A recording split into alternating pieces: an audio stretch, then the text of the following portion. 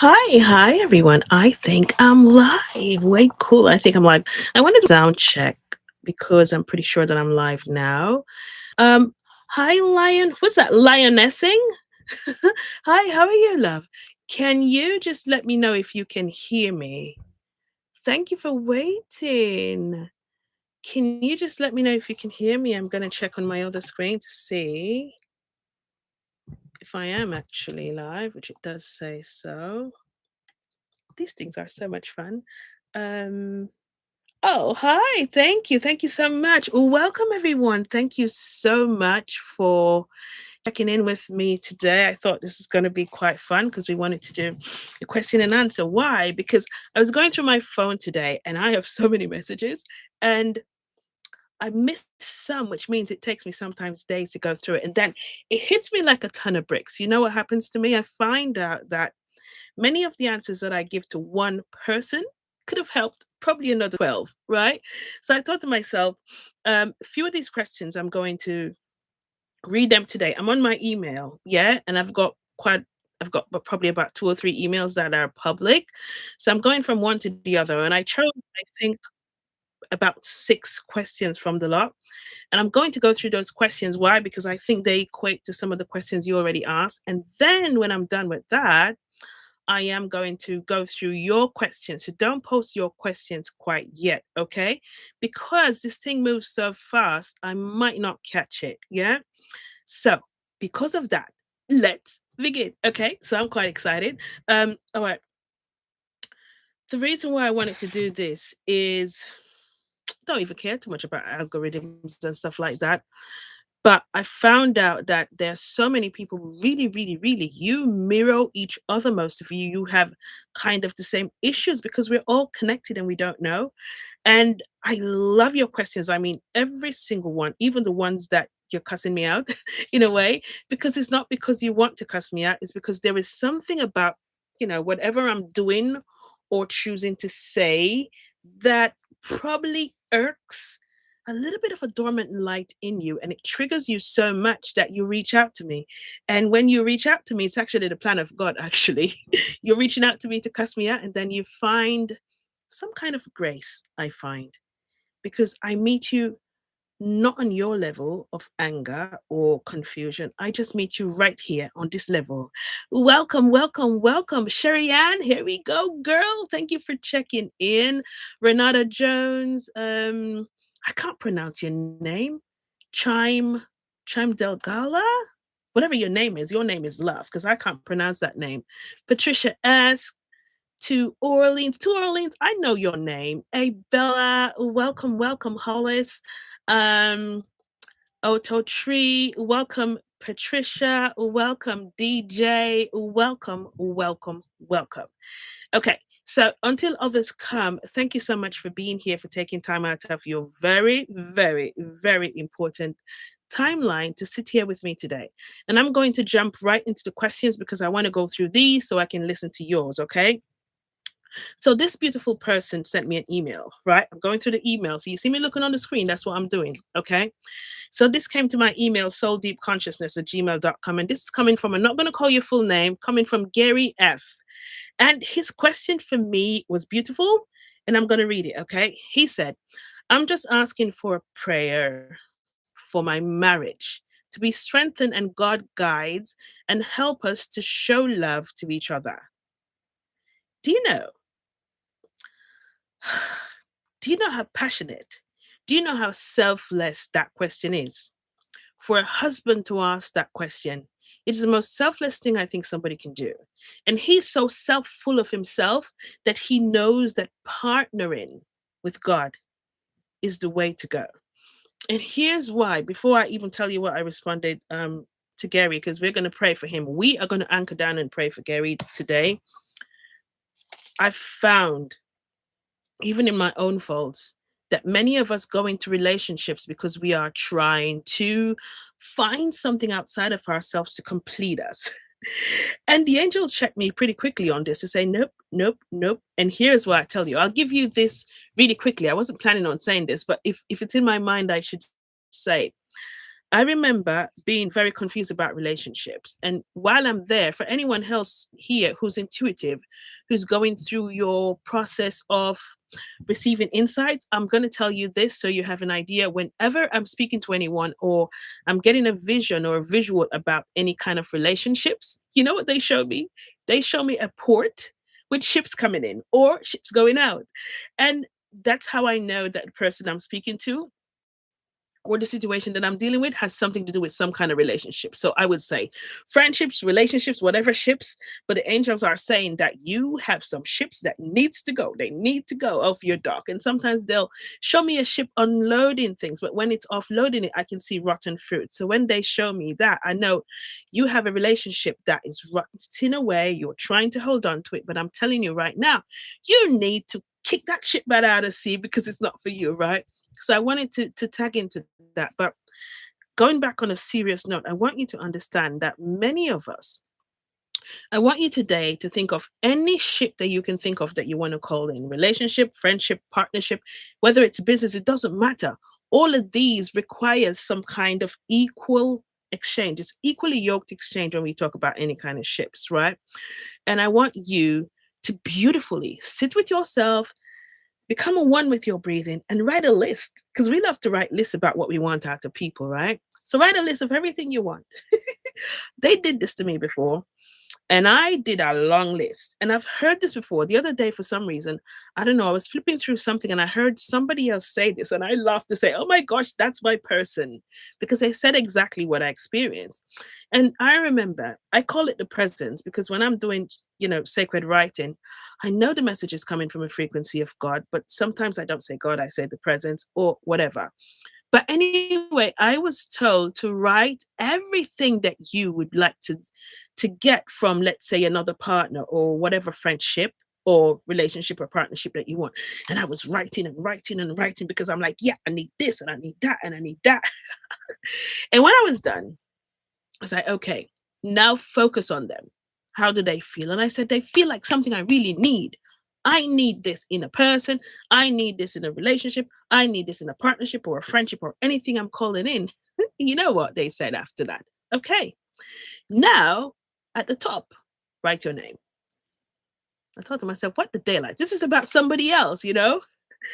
But it actually isn't. Because the lesson that they were teaching me is whatever you are seeking from anyone else out there, you need to show up for yourself as that archetype first. Because if you think that you're going to be calling in somebody to complete anything in you, you're wrong, wrong, wrong. Not gonna work. Okay. Now, I said that because there's somebody else here who probably had that question. And today is free for all. So whatever they input in my mind is what I'm going to speak of. Now, my darling, what's your name again? Gary F. We want to anchor this in prayer because you asked for prayer. So everyone else who's here, welcome. Hi, Ellis Gabrielle and Adria Thompson. I want everyone, if you can for a moment, if it's safe for you, to just become heart centered for a moment while we pray for this beautiful human being, because praying for him also prays for you and any relationship, whatever ship is coming at your dock or whatever ship you're kicking out of your dock. Let's partner with God, the angels, with love as we all energetically send this prayer out to this beautiful husband and his wife and every other husband and wife who's asking this prayer right now to say, I don't think we're giving each other everything. I really don't know how to invite God into this. I really don't know how to get this person to really see that I'm giving them compassion. How do I drop the trauma that I've carried into this relationship? How do I now put God in the middle of this relationship? So I think it's time for us to just do a beautiful prayer. So let's go, okay? As we welcome God within this beautiful sacred gathering that we are creating here to heal lives, to heal souls, and to allow other human beings to understand that they are the light of God. Dear God, we lift up this marriage into your hands, the place where love was first breathed into existence. We ask that your presence surround both hearts, softening what has been hardened, healing what has been wounded, restoring what has grown weary. God, guide them back to each other with compassion. Teach them to see one another through your eyes. eyes with a patience, God, with tenderness, with grace, and strengthen their bond, God. Let understanding replace misunderstanding. Let unity replace division. Let love rise again where it feels wounded, God. This moment, as we call you in, dear God, strengthen their bond. Where there is silence, bring gentle communication. Where there is fear, bring safety. Where there is confusion, bring clarity. Where there is distance, bring closeness. Let this marriage be covered in your peace. Let their home be wrapped in your light. And let their hearts remember why they chose one another, because you joined them for a reason. It's either for an assignment, it's either for some kind of redirection, but everything is information and everything is choreographed by you, God. So show up for them and let them see it bountifully where your hands are placed in their lives. Let this marriage be covered, God. Walk with them, guide them, humble them, renew them, and help them show love in the small ways, in the daily ways, in the holy ways, as we consecrate this marriage, God, for the right way, putting you ahead, not behind, not in the middle, not to the side. We're putting you, God, right now ahead of this beautiful couple and every other couple who is on the screen today, and every other one who is thinking about calling in an equally yoked individual, equally yoked partnership, equally yoked friendship, equally yoked marriage. I call on you, dear God, to give them the sign to call you in. So you are the one who's making the decision for them. So you are the one who's joining them, not on signatures on a paper, dear God, but for you who is calling in two equally yoked energy of love, who will not try to replace or find something that they're missing, but they will join together because there is something equally yoked for them to exchange in grace, in respect, in union, in faith, in love. And with that, it is done. Amen. Gary and everyone else who is on here who feels so depleted, you're thinking, I don't know.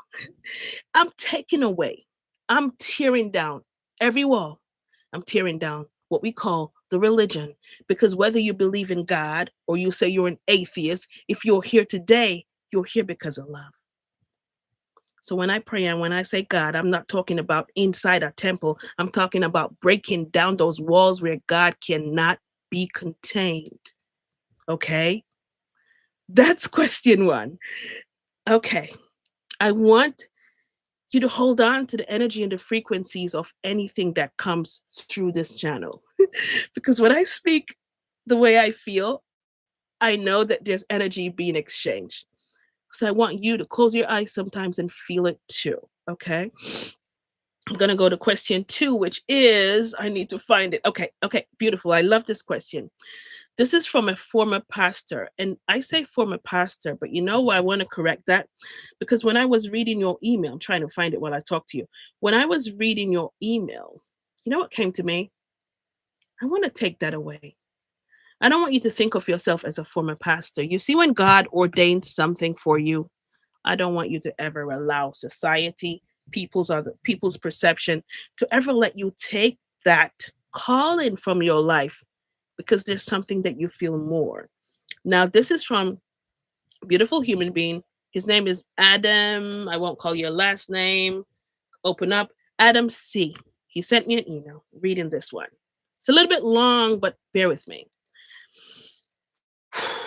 Let me go to it. Okay, he says, Dear sis, can everyone hear me okay? Okay, good. So, dear sis, I hope you're well. I send you blessings and love and come in peace. I've recently had some revelations, I guess you'd say, that led me to find your story and others. For the sake of brevity, I won't go into the details and I'll stick to the core of what I'm hoping you can help me with. He says, I was a pastor for 20 years. I was called to preach as a teenager. I left the church around COVID and realized now it was because of the revelations to come that wouldn't allow me to continue serving in sincerity, but I struggle with what to do with Christ's redemptive story. I ask because I know you are a believer and I imagine you must have already overcome this. NDEs don't speak of reconciliation through Christ's sacrifice. They speak of redemption through love, which is which for is God. Okay, I'll get to that.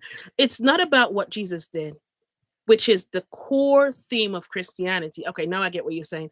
I have many other theological conflicts in working through, but this is the biggest. If you can type a reply or would like to send a voice note, if that's easier, or hop on a call, listen to me, Adam.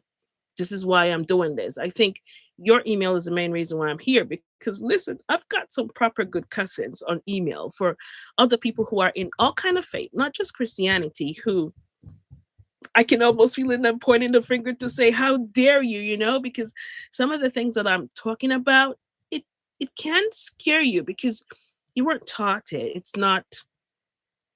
It doesn't sound familiar, and many of us are afraid to feel. We get ourselves attached to a word, right? I'm going to read what I said to him, just a part of it, not all of it, because I won't put out his personal information. Okay. So what I replied to him, and I just did this today, I said, skipping all of the first part, what you're walking through is a sacred transition, not away from God, but into God in a fuller and more direct way. I truly understand the struggle with reconciling Christ's story as it's taught in the church with the revelations that came from spiritual awakening and experiences like NDEs. I had to walk through that same wrestle myself.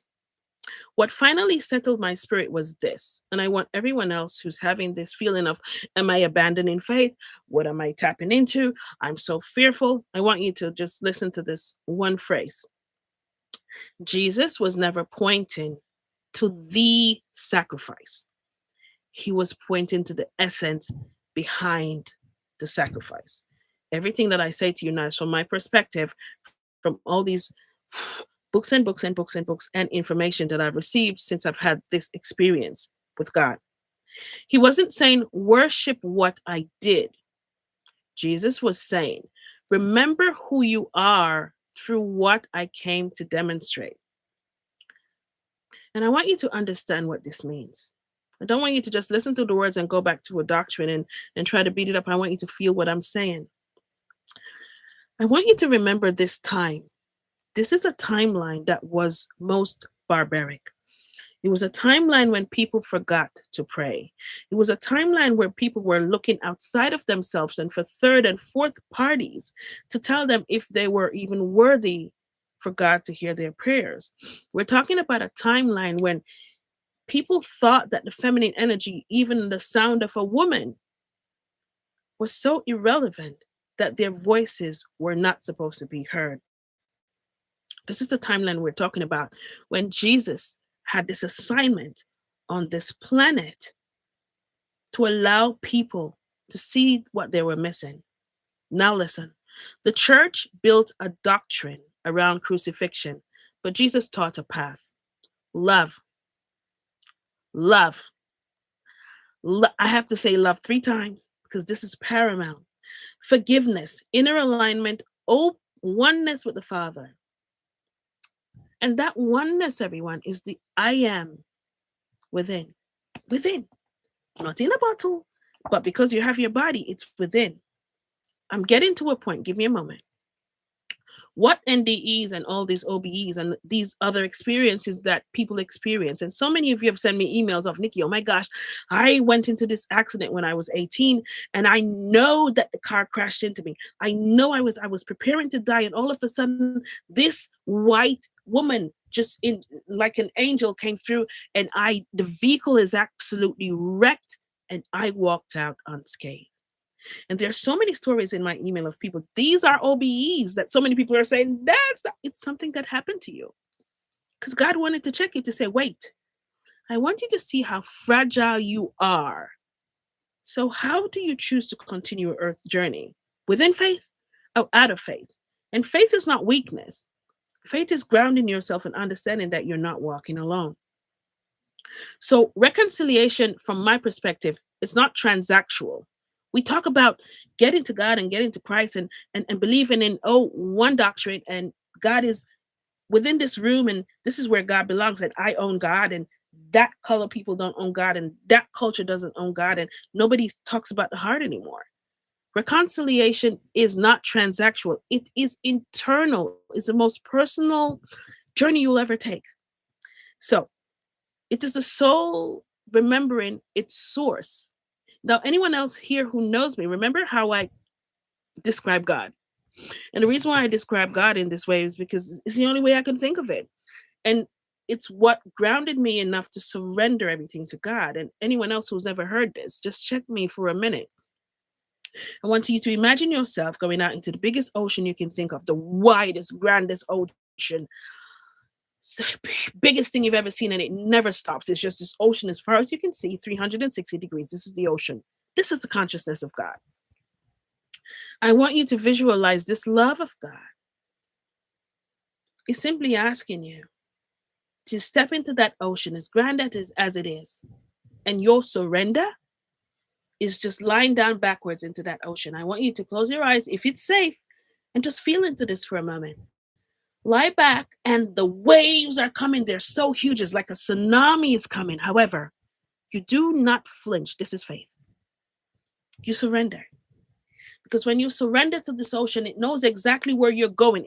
It already knew that those big waves are coming. It already knew that a storm was coming. It already knew all these things that you were going to experience. But what it requires is for you to get into this surrender state where you let go of all the attachment that this physical world has taught you and trust.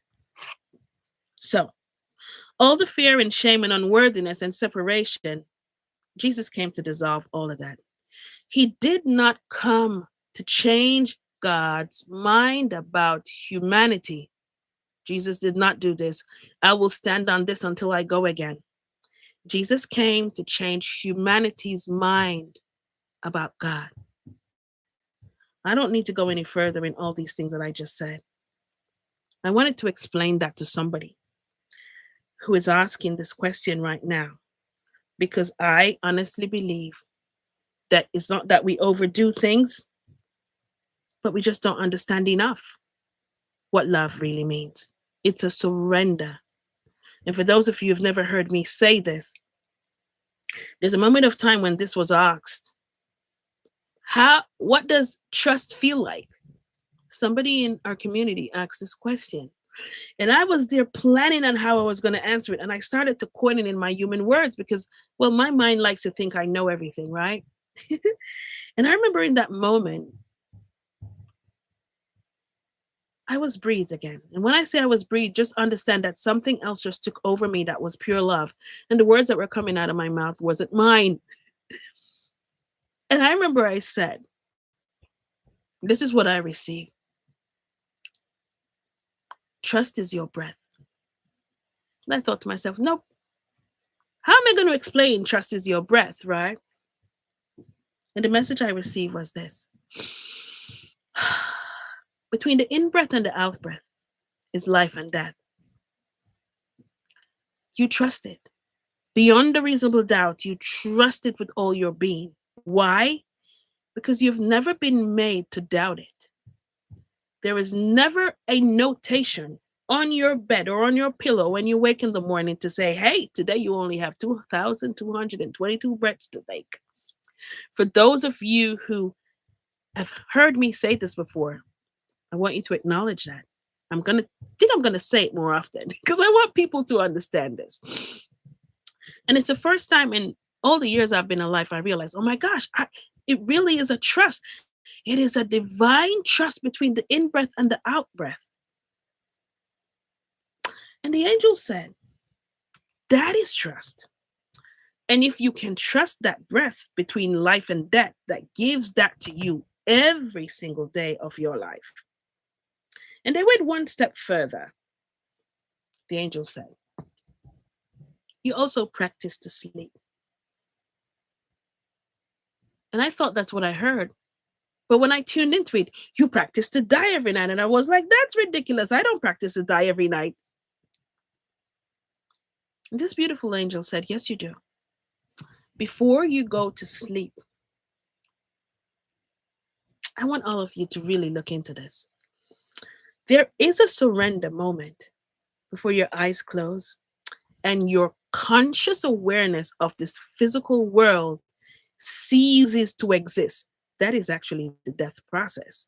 When you die, even if the organs within you are still moving and there's still a little bit of blood pumping, as soon as your breath leaves this physical body, your conscious awareness of this physical space, which is so limited, ceases to exist. And your conscious awareness of your spiritual state, which is you as spirit, expands.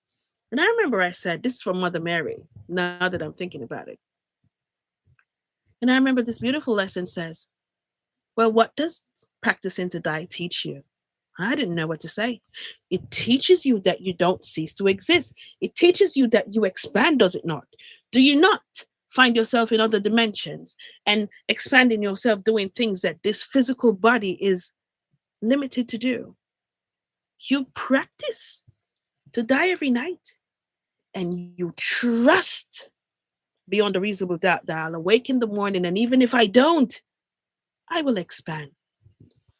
And I remember Mother Mary said, so let's equate this. You have 12 to 18 hours in every day. The only thing you have is that, just a day. So I'm alive now 45 years. I don't need to be conscious of 45 years or another 10 years. I just need to be conscious of today, right now.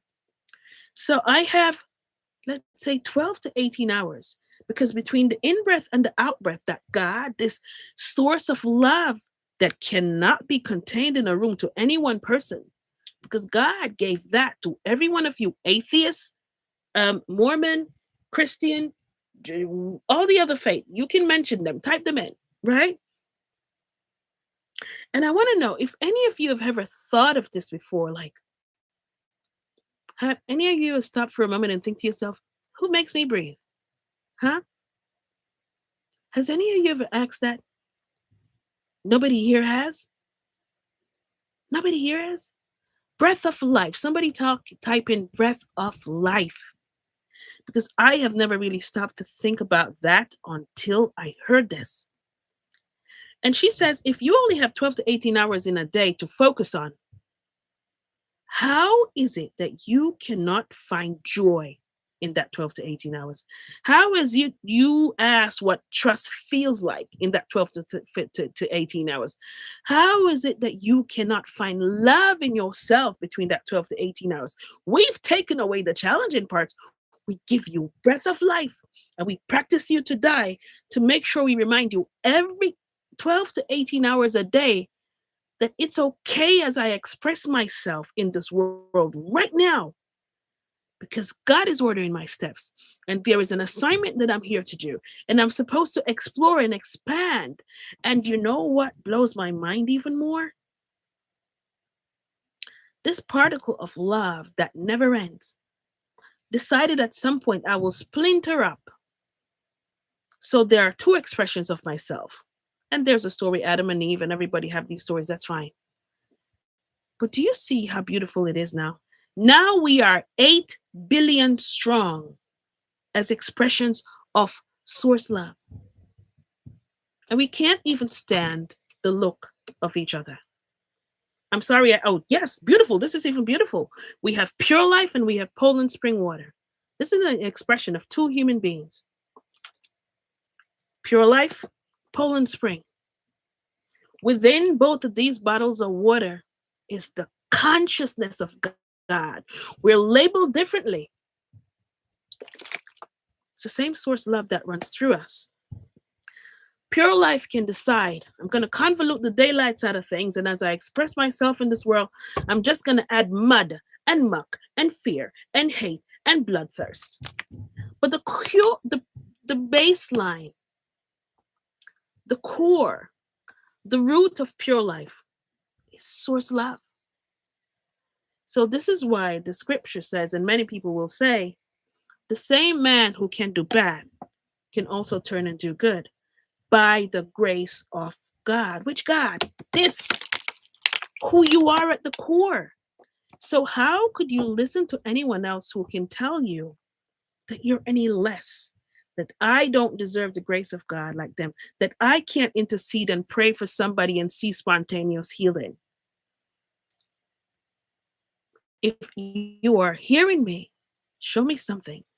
Because I decided to come here today to talk about stuff that I talk about in my community and talk about to very few people, because many people get offended very easily, especially when you put religion into stuff. But I am not speaking religion today. I'm speaking truth. So this is another question that came in. I'm reading it from here. This is from Ava M. I stepped away from the church because I was hurt. I was hurt there really bad, finding out that most of them who say God were evil. And just like the people who are not Christians, I am so confused now and feel lost and stuck. Who do I trust? How do I hear God?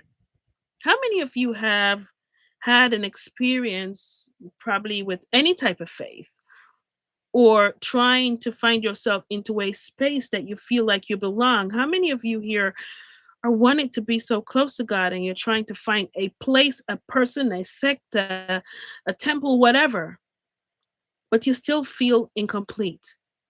How many of you are trying to do this? Click the heart button if that's the case. I don't know if you can even do it. I don't know how YouTube works. Just send me something. Yeah, click the heart button. My friend just said yes, it can happen.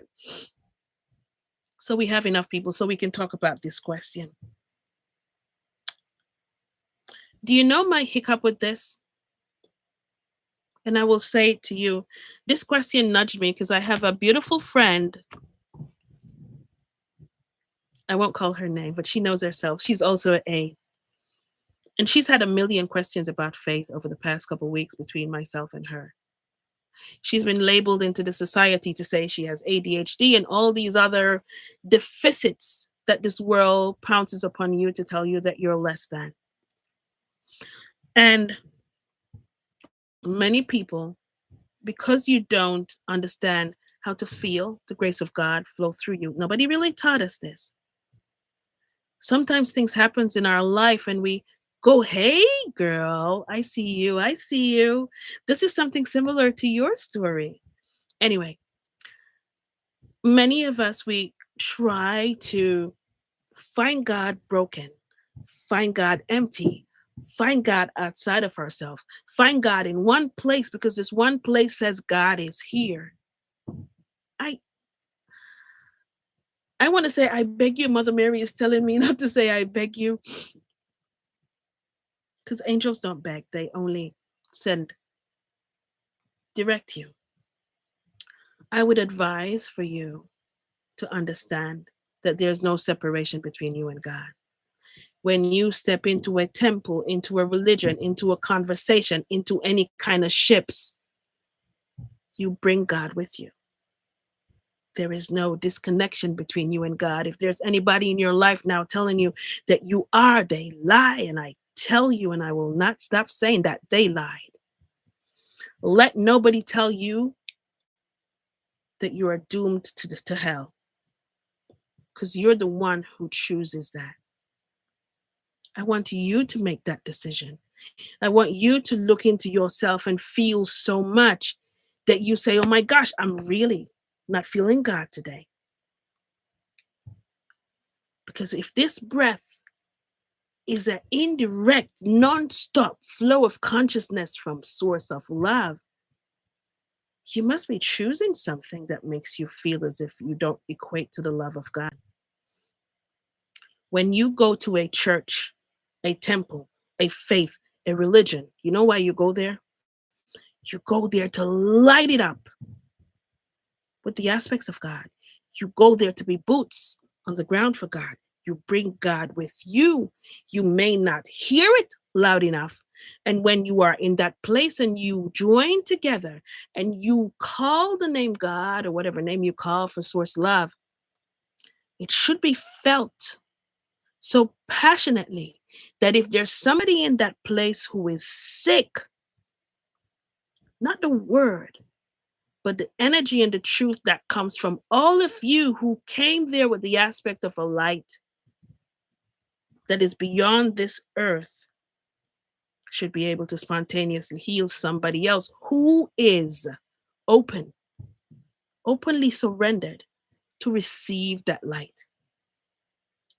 I ask you, please do not run to any place out of fear to find God within your present state of acknowledging, I surrender. Order my steps, oh God. Within that moment, you let go of every attachment, of every fear, every doubt, every pain, every trauma. And your awareness is what shifts.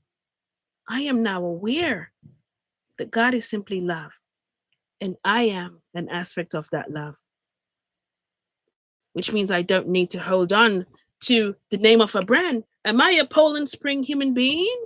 Am I a Pure Life human being? Am I a water human being? Whatever the name is. No, that is an identity that this world gave to me. But the essence of who I am is love. And if I'm not feeling love, there is some story that I believe that's not true about me. And if I keep feeding the story, soon enough, I won't remember what I look like. Please do not just baptize because you're fearful. Know your intention. My intention is to partner with God in my life, heighten my spiritual knowingness that God orders my step. That's how you go in. Because remember, you're not going to go underwater. It's a sacred act, and I applaud it. It is needed because many of us need to do a physical act to say, yes, this is what I did. This is my contract, my covenant to God. I love it. But don't go in and go under that water or whatever source or whatever you do to try to find God under there. God is within you. You are awakening and clearing your foggy lens of this world. Because when you arise from that water, you arise just by taking one sacred act to say, I surrender to the light that I know that I am because God breathes me. Okay. I'm going to try to go through these longer. Oh, gosh. Okay. So somebody says, my child is now 7 years old, does not like school. I am from an Asian family and I was brought up very ambitious, where our paths were almost felt like it was given to us. We had a direct structure, a career path to follow. My son, although still a child, simply does not want to follow this way of upbringing. I had my husband, who is not Asian, and he supports it.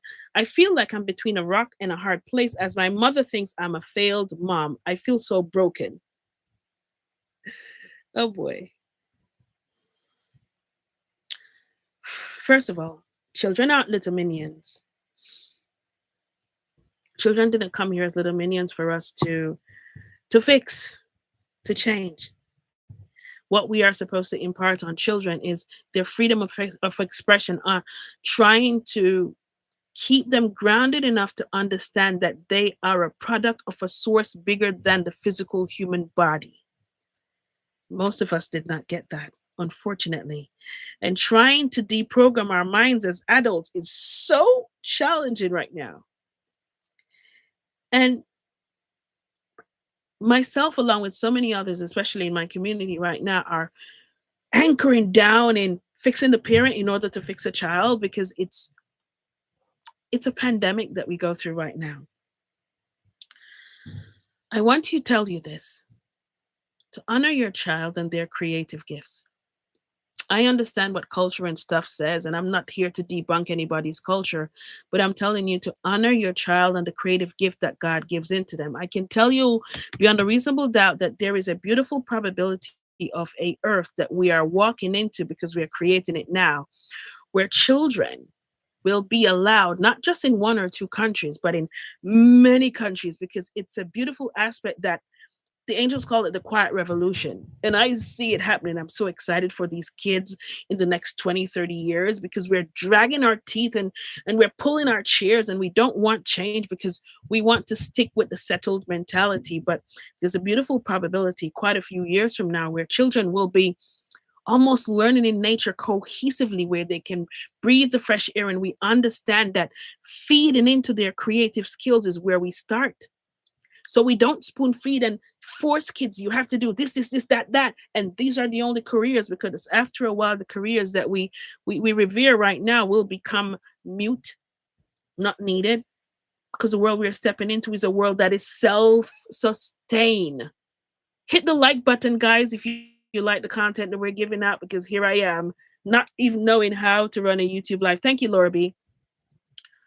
I want you to understand in this moment that children came here to teach us, you know.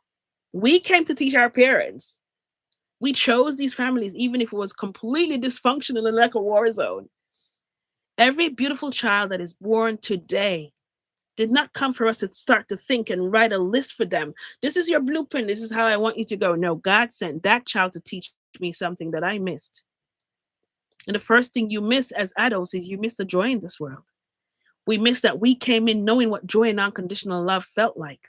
That's why so many of us are broken right now, because we came with unconditional love and people around us could not stand our light because they were holding on to so much of their own darkness and things that they held on to. I'm a victim, so I will be a victimizer. Hurt people, even though they should. So we, the adults, now are saying, "Oh my gosh, I can't take it, Nikki. How do I love myself? How do I do these things?" Well, it's taking you to a surrender. But I and many other people have to take you back to that inner child that's broken, not the person in front of you now who you're pointing a finger on to say, "You're the one who's making me unhappy." No, there's a very subtle agreement you went into to cause that person to believe that when I speak to her, she has to listen. When I tell him to do this, she will dim her light for me. There is a very subtle unconscious decision you made to say, yeah, I have to earn my love because nobody really needed my love. So I'm just gonna, settle for this relationship because it's the best I can do. There's a subconscious decision you made. That's why you called in that person. Man, we have to do a live just to talk about relationships, because I'm that one who cried for 3 days over heartbreak. Oh my gosh, I thought the world ended and I wanted not to be on this planet. So silly, but I needed that experience. But what the angels taught me from then was how many blessings and abundance I missed in those 3 days, thinking about one person who only really came into my life because I didn't choose to love myself first. I didn't contractually decide that I am going to be everything that I'm looking into somebody else. So I wanted somebody to complete a love that I didn't even know what it felt like. So these beautiful children, please understand that there is much about them that we are to learn. They imprinted this, so I'll tell you. Please know the things that we chose to forget as adults now, these little ones chose not to forget it. Stop lying to them, first of all. Do not. They feel more than they hear. And we have some advanced beings and advanced souls who are now on this beautiful planet called Earth, who are light years in advance in their thinking, in their words, in how they analyze how you do not understand unconditional love. And they will check you really quickly. That is not kind. And they will say it without apology. Do not shut them up. Learn from them, because they chose not to forget. They chose not to fear all the things we feared and put our heads down and allow people to push us in corners. Allow them to understand creatively. I love color. I love the arts. I love sound. Because in another few years, 20 years, 2029 is cataclysmic year. 2030, y'all gonna have to make a decision. What am I gonna do? Which way am I gonna go? Am I going to go into this space where people believe in their energies and they're tapping into source and believing that they are their own manifestors? Or am I going to remain in the system that tells me, do what I say and not as I do? I'm so excited to be alive right now, because it's gonna get crazy, but it's gonna get good afterwards. So please understand that these children, I want you to learn from them, because they came to teach you. I had a spiritual awakening in 2020, smack in the middle of COVID. I had lost many friends and relatives and relationships with my siblings. My question is, why does it feel so lonely? Why does it feel like finding God is a lonely road where people feel so threatened they no longer want to be around me? Okay. So you're talking about a Jamaican girl here whose family really, really does not talk about these topics at all. We are Caribbean people. We go to church as kids, get your bahudi into church, and thank God I did because I needed to have had that grounding to know that there's something more than me. Because if I didn't have it, I would have been so much more fearful tapping into because I already knew God. Wait a minute. How many of you here had to find your little bahooties to church every Sunday or every Saturday from your parents? How many Caribbean people, or I don't know what faith you're from, you were brought up where you need to know how to pray, you need to know how to read the scriptures, and every Saturday or Sunday, the night before you're preparing your little bahooties to go to church, click that like button for me because I know I'm not the only one. And I used to many times not like it. I don't want to go. I don't want to go. I used to sit in the back of the church. I used to go to Sunday school, not do much because listen, I can't be bothered with this thing, right? So that's kind of how I started. But I want to tell you something. It's the other way around. And the reason why I say this because it is. We look at things one way. You remember who you are. When you start to acknowledge that there's more to God, not just going and reading the scriptures, and you start to have these experiences that are mind blowing that we say, oh my God, spiritual awakening, this is what we're doing. God, angel, I'm getting excited about this, knows how to clear rooms. And let me tell you how that starts. When you surrender to God, you surrender to everything else on this planet that held you back. Every time you say yes instead of no, when you start to surrender to God without apology, you're like, nope, that does not serve me. My energy currency, which Mother Mary taught me, but energy currency is more important than all these things you're talking about. Because when I have these conversations or in these situations, it makes me feel drained. I love my energy too much. I'm not going to have these conversations or do these things, these practices, because they don't serve me. When you start to tap into or deepen your spirituality, you are not abandoning God. You have graduated from believing in God to knowing God in an expansive way, to knowing that God breathes you, to knowing that you are one with this external, beautiful source of love. That in that breath is you. Oh my gosh. So I have the freedom to speak up for myself without apology. I am free to not think that I'm that 8-year-old child that people used to tell me to shut up when I spoke. That child has space for me. God made sure that God, that child, although they went through the mud and went through a lot of stuff that other human beings put on them, you wouldn't believe how God find favor for that one. Oh my gosh, for those of you, if you're on here, the ones who won Seasons of Grace, for those of you who won this book last week, I mailed them out 2 days ago. Okay, so you'll get them soon. And the reason why I say that because now I'm going to go to Seasons of Grace.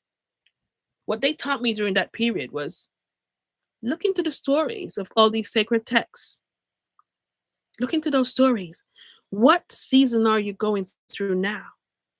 Because if you would check every story of the Bible and all these texts, I know you can find stories in them. There's one thing that we miss. Instead of, dragging our feet to say, life is such a struggle and I can't do it and I want to check out. There are people who's gone through this planet who went through way worse than you're going through now. Woman of the blood, the one with the leprosy, Joseph, Ruth, all these beautiful stories. You know what happened to them? Despite what they went through, there was a surrender. And even when people planned things that were supposed to be bad for them, God already had a backup plan for that bad plan to turn it into good. Isn't that cool? So in every situation that you're going through in your life now, good, bad, indifference, crazy, people are trying to tell me that I am diagnosed with this and I am that. We're going to go to that in a minute. God finds you favor. Just surrender to it. God finds you favor. Okay. I think I have 2 more questions, and then I'm gonna go to your questions. Um, I answered that question already. I answered that question already. Somebody's asking me to why does my mouth come back? Okay. Why does getting baptized? Why is it that now I'm baptized, I am even more fearful? Because people keep saying it's the hardest journey to take. I boy. I'm trying not to answer this so I can get a very kind answer. Because I need to do this gracefully. Thank you, Yeshua. Okay. Does anyone here remember where Yeshua, Jesus, when I say Yeshua, I mean Jesus, said, "Come to me, all you who are weary and burdened, and I will give you rest." I don't want you to focus on that part. I want you to focus on this part. From my yoke is easy and my burden is light. For my yoke is easy and my burden is light. Can I say it again?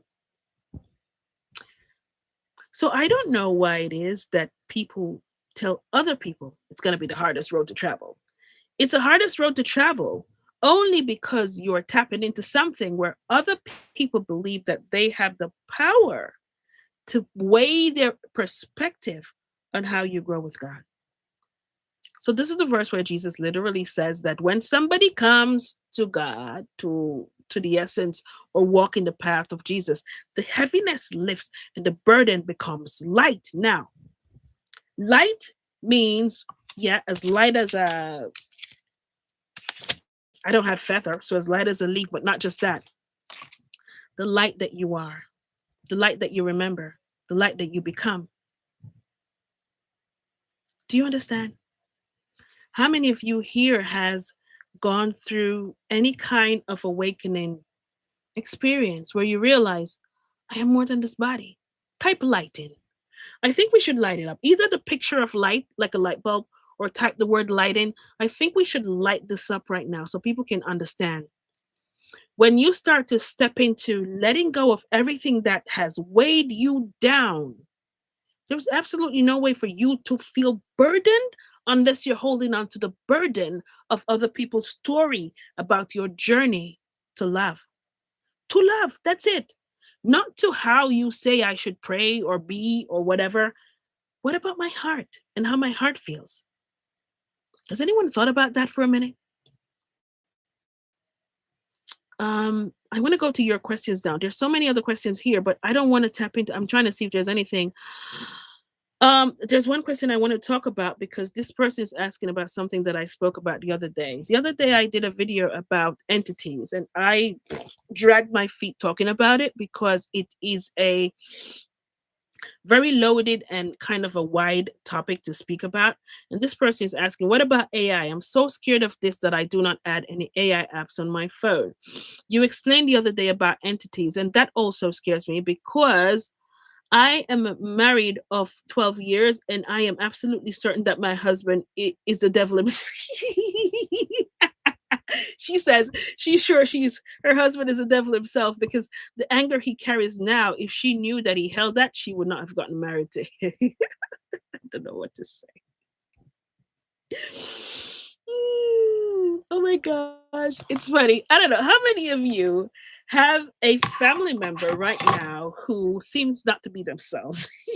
'Cause I'm not laughing at you, my love. If you are on this live, I'm not laughing at you. It's just funny the way you said it. And it's funny because I'm going to make it clear for you, okay? I don't know if that's funny to the rest of you. Like, I don't know. I don't know.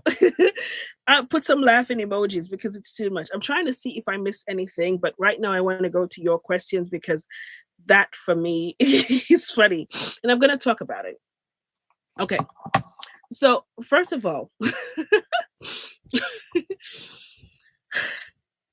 going through this beautiful experience is fun. It should be fun. If it's not fun to you, it simply means that you're carrying something that's not yours. Okay. And if you're carrying something that's not yours, your body will show you without apology. Your body will say, listen to me, I am heavy today because your body is your translator. Your mind is a thinker, the part of you that analyzes, that tells your story, but not your true story. Your mind tells you the story that every other person in this world, including your ancestry, has brought down to you. Because even in your mother's womb, you start to build on these ideologies and these thoughts. I have a pre-birth memory that blew my mother away. And I've never said this I don't think I've said this publicly. Worst of all, I don't think I've said it to many people in my family, but I did say it to my mom and she laughed the bejeebies off. Here's why. Because of the information that I came to her, she said to me, how you know that? As a Jamaican, my mom said, how you know that? I said, because I have this memory of being in your womb. And I remember the conversation you were having with your own mother about a very personal topic. But she said, nobody in the family knew about it, just her and her mother having that conversation. I said, but I was in the womb and I remember that memory. And I chose on a soul level that I am coming into this family. One, because my sister prayed for me. That bugger, my sister, oh gosh, I wish I could have you here for hours and hours and hours to teach you things, but we'll keep doing it. I have this pre birth memory where the angels allowed me to see. My mother was done having kids. She didn't want any more kids because she had a lot. Yeah. Because I'm like, what, like 20 years? I'm 20 years in separation from my sister. So, I was that one who came surprised and said, what? What's that kid doing there? Right. But they showed me on a soul level where my sister had a prayer one night when she was younger. She didn't have any sisters then. She had two brothers and she prayed to God, say, God, if you just give me one sister, I'll protect her forever. So my sister kind of prayed me in. But on a soul level, I have this memory of choosing this family, and I was seeing the imprints of this family in the women from ancestors before. I mean, ancestors all the way back. And it was like they were pushing me in to say, you're going into this family because you're going to break a particular curse. Many of us come in families and we'll say, why is it that I don't feel as if I fit in? I think I'm going off topic, but I'll catch myself back because they want me to talk about this. And many of us say, why is it? Why would I choose? And many people say, that's not true. But you do. God always has a master plan to try to redeem love and joy into a situation that's going absolute bunkers, absolutely to darkness and muck and mud. So I had this pre-birth memory where I chose a family, say, I'm going to come in. And as a soul, what is that orange thing? Hollis, oh my gosh, thank you. I didn't know you could do these things on YouTube. Thank you. Somebody just it says $20. Thank you. I didn't know that was a thing on here. Thank you. I appreciate that. At Hollis95. I have to equate to saying thank you because I'm doing this just for all of you. And I thank you for that. That shocked me because a big orange thing came up. Anyway, I had this pre-birth memory and it was as if I was sitting with these council members and they were just angels and there is an actual council. I want to say bloody so bad. Sorry. So if I do say bloody, please forgive me. Sometimes it sounds good when I say it, right? I had to sit literally. I have a soul cluster that I remember having. Yeah. But not just that. I was sitting down and plotting my journey coming on this planet. And I chose this family because my sister prayed me up. And it's as if I'm ushered to say, okay, now you choose a lifetime you want to have. And I'm like making plans with these clusters in my soul to say, okay, when I get to this age, you're going to show up, you're going to do this, you're going to make sure that I don't do this. It's crazy as heck. But I have it in a book that I've been working on for 2 years, but it's not ready to go out because I keep adding information, right? And I just sit and I'm thinking about this. And I'm saying to myself, oh my gosh, from a soul level, we really do make these decisions. So I chose this family and all of that. And it was amazing to me what happened. But let me go to this for this person who asks about explaining entities and agreements. And I'm going to go to this. And when I'm done with this, I'm going straight over to your questions, right? I don't want you to be scared when I speak about entities. I spoke about entities because for the past 2-3 weeks, I've been getting dreams about entities, and the angels are showing me almost like an upgrade of the devil's playing ground, is what they call it.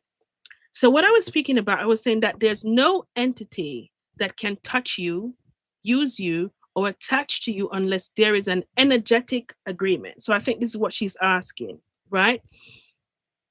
And an agreement is not a signature when it comes to dark entities. And when I say dark entities, for Caribbean people, African people, whatever, we're talking about demon, devil, ghost, spirits, right?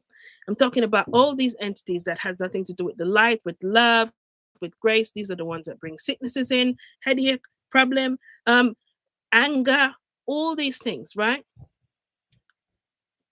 An agreement is not a signature, it's a frequency match. If there's anyone else on here, is there anyone else on here who's an intuitive, who can see and feel energy? Are there any energy healers on there? If you are, can you just type in energy? I want you to put the energy up. Here's why. Because The only thing I really plot to do is to teach other people how to feel your energy and how to feel other energies around you and understand your power into it. If you understand energy, if you're a dreamer, if you have insight outside, if whatever it is you do, I want to know, just type energy in. And here's why. Let me just break this down for you. It's not a signature. Because when people say, oh my gosh, I need to sign a contract with the devil, or we are looking for something with red eyes and horns to say, oh my gosh, this is the only thing that represents a demon or an entity. I wanted to break it down to you because angels wanted me to have you understand the power, our superpowers energy. And the first dream they showed me was this movie. I never forget it. I don't remember the name of the animation, but when I was in Jamaica, I used to watch this cartoon where this thing would go out. I don't remember what it is. A He-Man? I think a He-Man are one of them. Where they said, I call for the power of 10 tigers, and you'd see energetically like 10 tigers pumping into this man chest. And I would binge watch this cartoon. And back in them days, you only see cartoon for like 15 minutes or half an hour for the day. Them did wicked bad in them days because we didn't get cartoon right around the clock like kids now, right? So I used to always wait for that time to watch that cartoon. And I used to wait for the time when they say, I call for the power of 10 tigers. And I would just sit like this as a kid and imagine, say, all that energy is coming into me. But what the angels showed me was that is our superpower. But it wasn't taught. It was stripped from all the texts, not all of them, most of them, because there are still native texts that hold on to this very belief. But we have believed I need to be afraid of energy. But the angels say, but that is your superpower. That is your direct connection, direction, and protection from God. But the way we were taught, if you talk about energy, people say you're not talking about God. If you talk about spirituality, people say you're not talking about God. Well, what is God? God is energy. What is your intention in that energy? So the door is open when you dip into the frequency that an demon, dopey as we call it in Jamaica, dark energy, when you start to feed that energy. And I have videos here already that I spoke about the field of resonance. You can find it, all right? And agreements are emotional resonance. It's an agreement that is formed whenever a person believes a lie about themselves. When a person forgets who they are as the light of God, I believe that I don't deserve. I believe I'm depressed. I believe I'm never going to be a wife, a mother, and I start to tap into these things. That is a contract that you sign that welcomes. All the devil needs is a door to come in, not no signature. Just a doorway, just a very weak link, right? So if you believe a lie about yourself, like somebody told you when you were 3, 4, 5, 6, 7 years old that your voice is not worthy, and you grew up believing that you're unworthy, and every time God presents a situation for you to step up for yourself, you go back down in your shell to say, no, no, no, no, no, I can't, because what will they say and what will they think? Self-hatred is another one that's coming up in my mind. Any one of these things are doorways that allows a dark energy to start to feed. Because when you start to tap into these feelings, I forget what my light is. I forget that I'm powerful. Entities do not respond to your words. They respond to your frequency. They respond to what you're thinking about. They respond to what you're vibrating on. So today, I'm so fearful, Lord God, I can't do it. I am so fearful. I guarantee you, if you would notice for the day, put some fear up. Type fear in. You know what I want you to type fear in? If I was having a one-on-one with all of you now, I would allow your body to hear us talking about fear. And I will allow you to feel what the body tells you, the truth that the body tells you, because the body repels fear. It repels self-hatred. It repels unworthiness because it's not cohesively aligned with the essence of who you are. Do you understand? You can. Somebody just said I attracted demons through my YouTube. Of course you do. Here's why. Oh my gosh, you're taking me into the other dream that the angels took me to. Entities cannot rise. They wait for you, the human being, to fall into doubt, to fall into fear, to fall into feeling that I'm so heartbroken. And you start to watch one thing on YouTube about heartbreak, and you know what's beautiful? The devil's playing ground has upgraded. It's so skill now. The algorithm on your phone, any phone that you have right now, you see the algorithm? It is so beautifully done, beautifully created, that now you don't even have to type it in. You just need to think it. And you go on the phone and bloody hell, excuse me with my bloodies, please excuse it. It just sounds good. Bloody hell. All I'm seeing today is stuff about heartbreak. And then my mind starts to take me to every other experience I ever had with heartbreak. And I wasn't even thinking when I was 6 and when I was 12 and when I was 16 and had heartbreak. But because I start to feed that energy of darkness, it becomes to swell. It's a parasite. Remember, I told you, demons, these energies, these entities are parasite. They do not have roots. They feed on you. They depend on you to open a door of fear, of doubt, of hate, to feed on you and suck you dry. When you become aware, nope, when I tap into this fear, it doesn't make me feel good. Start to get scared. It's like, wait, let me hold off a little bit. She's finding out that it's not really her true essence that's being fearful. Let me give her a break for a day. I won't attract her to anybody else today who's also fearful. I won't give her any physical experiences for her to believe that, yeah, man, I'm afraid. And they give you a day or a week break because they want you to believe that, hey, I'm a good man. But if you don't anchor yourself in faith and in prayer, what do you think is going to happen? Something else happens again, and then you start to feed it. So the devil's playing ground these days, because of all the break in the entertainment industry, is now here. We give it to our kids and we give it to ourselves. So much so that we're sitting like this and the kids are over there sitting like that. I'm, feeding into an energy of darkness. The children is feeding into another energy of darkness over there. And the algorithm is so beautiful. It keeps sending us the same thing as long as we do this. And we have finger ninjas. But not just that. We have people who now are simply being fed themselves by being atrocious, by being minions of the devil, by being boots on the ground for the devil, for darkness. And we see it every day. I sit and I watch it. And I have to look on it and say, my gosh, don't they see it? So now people are being rewarded to be the most atrocious thing. And I'm paying you big money for it. All you have to do is sit down and forget who you are as a light of God.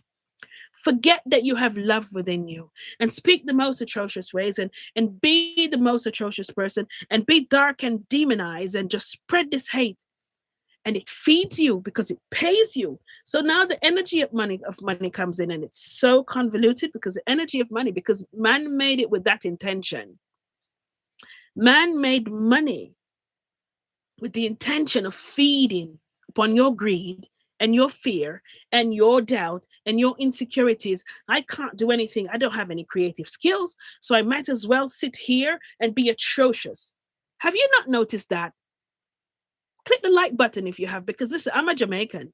I've been sitting and watched Just Jamaican thingy for the past year. And from it just started a couple of years ago, kind of in the pandemic, it was okay. But you know what, too? We have a modern time Colosseum. I have a video on the Colosseum on my channel here somewhere, where in the Roman times, the powers that were created the Colosseums. Why? Because they fed an energy of darkness. You can call it demon or devil. People didn't understand that good people, bad people, all kind of people come together for entertainment, right? In the Roman times, they created a Colosseum for that. So the pastor, the preacher, the good person, the mother, the thief, the wicked man, everybody was in the Colosseum. They came for one common factor: bloodthirst. I come here to see that prisoner or that man fight to the death. What they didn't understand is what they created and called entertainment was something that was feeding on an energy. So all of you together, now you're so angry at one person and you become finger ninjas and you are type and you make videos and all these things. And that one thing of negativity get a million views. Don't you understand what's happening? You say, oh my gosh, how did that go viral? Well, hello, you're feeding darkness, aren't you? You're taking a part in it. And I sit here and you don't feel it. But for those of you who are energy healers on here, who are empaths on here, for those of you on here who are lighthouses, we call them light workers, we feel it. And then we have to anchor down sometime and just close our eyes and just literally, about a year ago, I literally had to draw a map, like a whole world map. I have a globe here. I had to draw a globe, just visualize everything. And I had to pray over that globe almost every night because it got that atrocious. And the angels say, just visualize yourself. You don't physically need to go there. Energetically, just pray, just anchor in prayer, just partner with God in prayer, because somehow the residence now has been led because the entertainment system is being crap. It's been sucked away because people's not going to movies anymore for you to listen to the beats and the frequencies that completely mind control you, believe that you're not worthy. So now entertainment has digressed. And I watch it even with Jamaica, just that. I mean, I said, Jesus, peace. Them not sister, them not give away them soul. It's like you sell your soul to the devil, but you don't sell your soul. Let me correct you. You sell the use of your physical body because your soul is untouched. The soul is a part of you. When you finish a life like that, you feel completely depleted and shame on yourself. Your soul is a part of you who, when you go trying to go live, it tries to glitch out. It tries everything to stop you from selling your body. Because within that moment, if you would feel, you would realize, oh my gosh, this is not even me. This is an entity of darkness, of anger, of bloodthirst. I am doing all these things. And for those of you who are also using your fingers to type these negative things, if you could feel for a moment, wait a minute, this is not me. I just signed a contract without even knowing. Energy vampires. Yes, Michelle, that's right. So the next thing that's here is this. I was telling my sister this last night. I'm just going to say this last thing and go to your questions. They showed me AI twins, which I'm good at AI twin thingy. I want you to understand that using AI is fine. Your intention in using AI is paramount, just like your intention with anything else. So, what is your intention with using artificial intelligence? Because artificial intelligence is not something that we're going to stop. This world is going to evolve in artificial intelligence. Now, how we want it to partner with us in this world is our choice. It won't stop. No matter what people say out there, I've seen the probabilities. It won't stop. However, it's a beautiful, cohesive split where many of us will choose to use artificial intelligence for the best to completely integrate and disintegrate the parts of structures, the infrastructures that don't serve us anymore. And there are those who will still use artificial intelligence for negative, and that's fine. Them can't go over that, they can't over so. That's what's going to happen eventually. Okay. So artificial intelligence, this is what it is. But they showed me the AI twin because I was playing around with AI twin the other day because I love it, yeah? And I'm using it for good. But a couple of nights ago, I got this dream and I was in this church and I was wondering, what am I doing in this church? And this old lady, all of a sudden, she was sitting beside me and there was somebody there who was, I don't know what she was doing. I think they were like getting, they're in worship and, people get in worship, these churches where they speak into tongues and stuff. And the old lady said, listen to the whispers. I was like, what? She said, listen to the whispers. It always upgrades the darkness. Teach them how to feel and use their discernment of truth. You know what I learned from that dream? This is something that has already happened, but I want you to be aware that it will come online where you'll see more of it. Well, you'll see that there are many places who are churches, yeah? And they come in the disguise as a church. But the words that they are uttering, my dear love, have nothing to do with God. And they're also using the water to baptize. And many people out there who are lost because you haven't taught many of your kids how to even pray. You don't pray for your kids and intercede for them when you realize, wait a minute, this is not my child. My child that I've grown usually does not abuse substances. My child that I've grown usually isn't this angry. So there's something spiritual happening here. And although I can't get to them, I'm going to go intercede in prayer. If I have a 1 day of fasting and anchor down and partner with God, the angels are saying, you forgot to do this when our mothers and grandmothers did it for us. So we've forgotten our feeling of discernment, and it's happening in so many churches that are new time for churches now that really are taking all these young people in and they're teaching them ritualistically how to tap into dark energy. Yeah, man, come and I want you to do this thing, this blood sacrifice and these things right over here. Yes, and we're going to baptize you the same way. So these children, because you never taught them how to discern, because it looks the same, the angels are showing me artificial intelligence, especially with AI, they're showing me that the way people replicate God and say this is God, there is the devil's playing ground now is making it so beautiful and inclined, and it looks the absolute same as what you say is God, like our great, our grandparents or great grandparents used to be. and they pray the same. The text is almost the same, but they're more embedded ritualistic activities there. Yeah, man, and you can come and do this, and we can sacrifice this, and I want you to do that. Oh my gosh, it's not new, guys, but I'm telling you, because the structures are now becoming shaky. They wanted me to make you aware so when you start to hear about it, please do not become fearful. Do not be fearful. Anchor down in prayer so it can reveal those which are not of the light. Okay? All right. So now I'm going to go to your questions. You can start sending your questions now so I can see them. Okay? Um, please put your questions now. If you put it up there before, I won't be able to see it at all. I don't even know what I'm doing here. What am I doing? How do I see it? Wait. I'm sorry. Like, I don't really know what I do. Oh, here it is. Okay, so if you have questions, feel free to put them in now and I'll answer as much as I do. Do our vices like cigarettes, weed, etc., weaken our connection within yourself with God? That's a good question. And here's how I'm going to answer that question for you. What is your intention in tapping into on any one of those vices, whether it's cigarette, weed, or any other type of addiction? The reason why I ask you this is this. Most times we think that in order to put a band-aid on a sore of a wound, of something that we don't understand, and we don't want to feel it anymore, so we need to find something external to dumb how we feel. I need to quiet this feeling so much that I need to smoke the weed. I need to quiet this feeling so much because I don't want to deal with these people, these emotions. That doesn't have anything to do with you and God. God is there asking you to surrender and trust. So most times when we tap into any, even if it's plant-based substances, what it does is it allows you not to feel the essence of God. God speaks in the quiet places. How many of you wake up every night at certain hours, 2 to 4 a.m.? How many of you do that? Click the like button if you do. God speaks to you in the very quiet moments when there's no distractions around you. As God clears rooms, I want you to understand there is no moment in your life that you're not receiving messages from God. What we do is we don't open our awareness to hear it.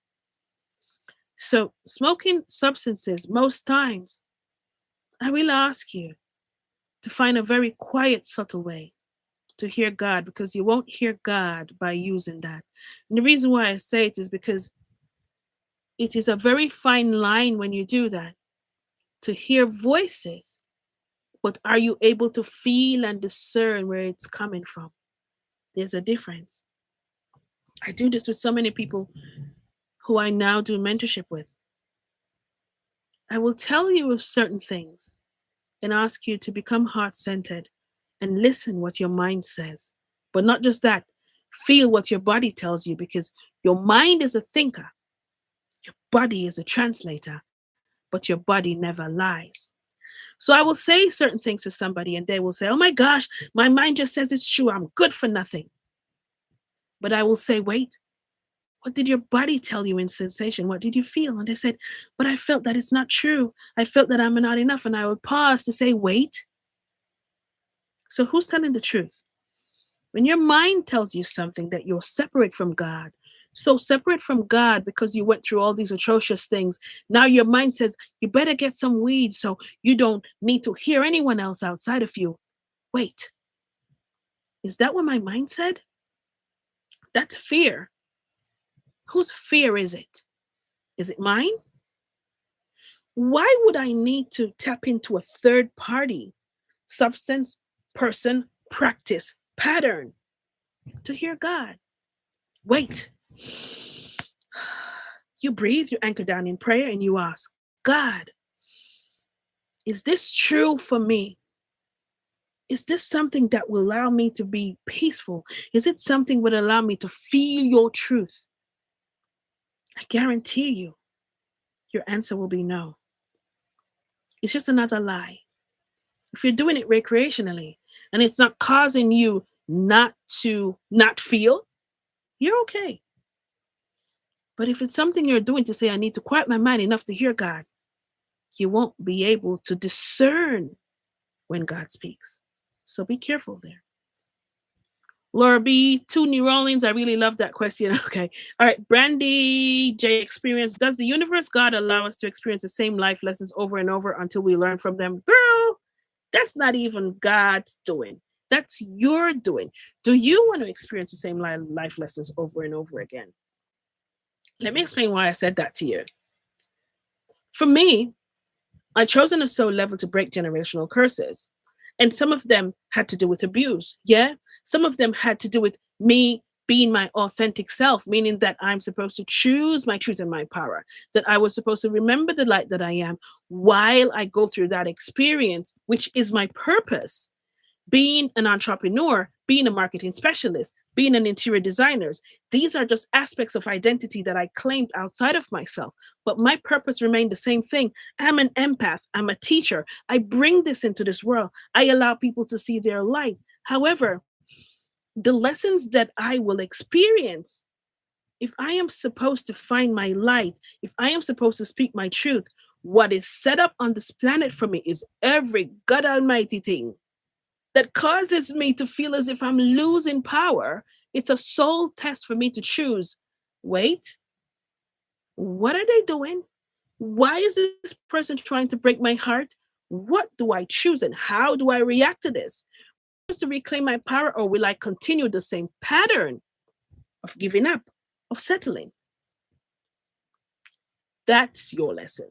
So if you find yourself in a repeating pattern, I want you to pause Brandy J experience and say, wait, wait, wait, wait, wait. I did not come here this time to go through this experience over and over again.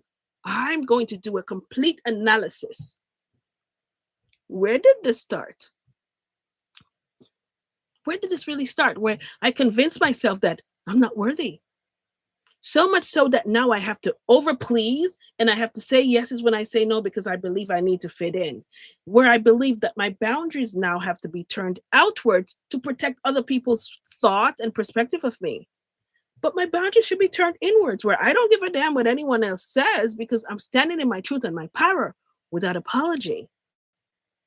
How many of you are here? Yes, people. Type in yes for all of those who are yes people on this platform right now. When your heart said to you, you should have said no. And you're grumbling in your mind to say, why I never said no? Because that was me.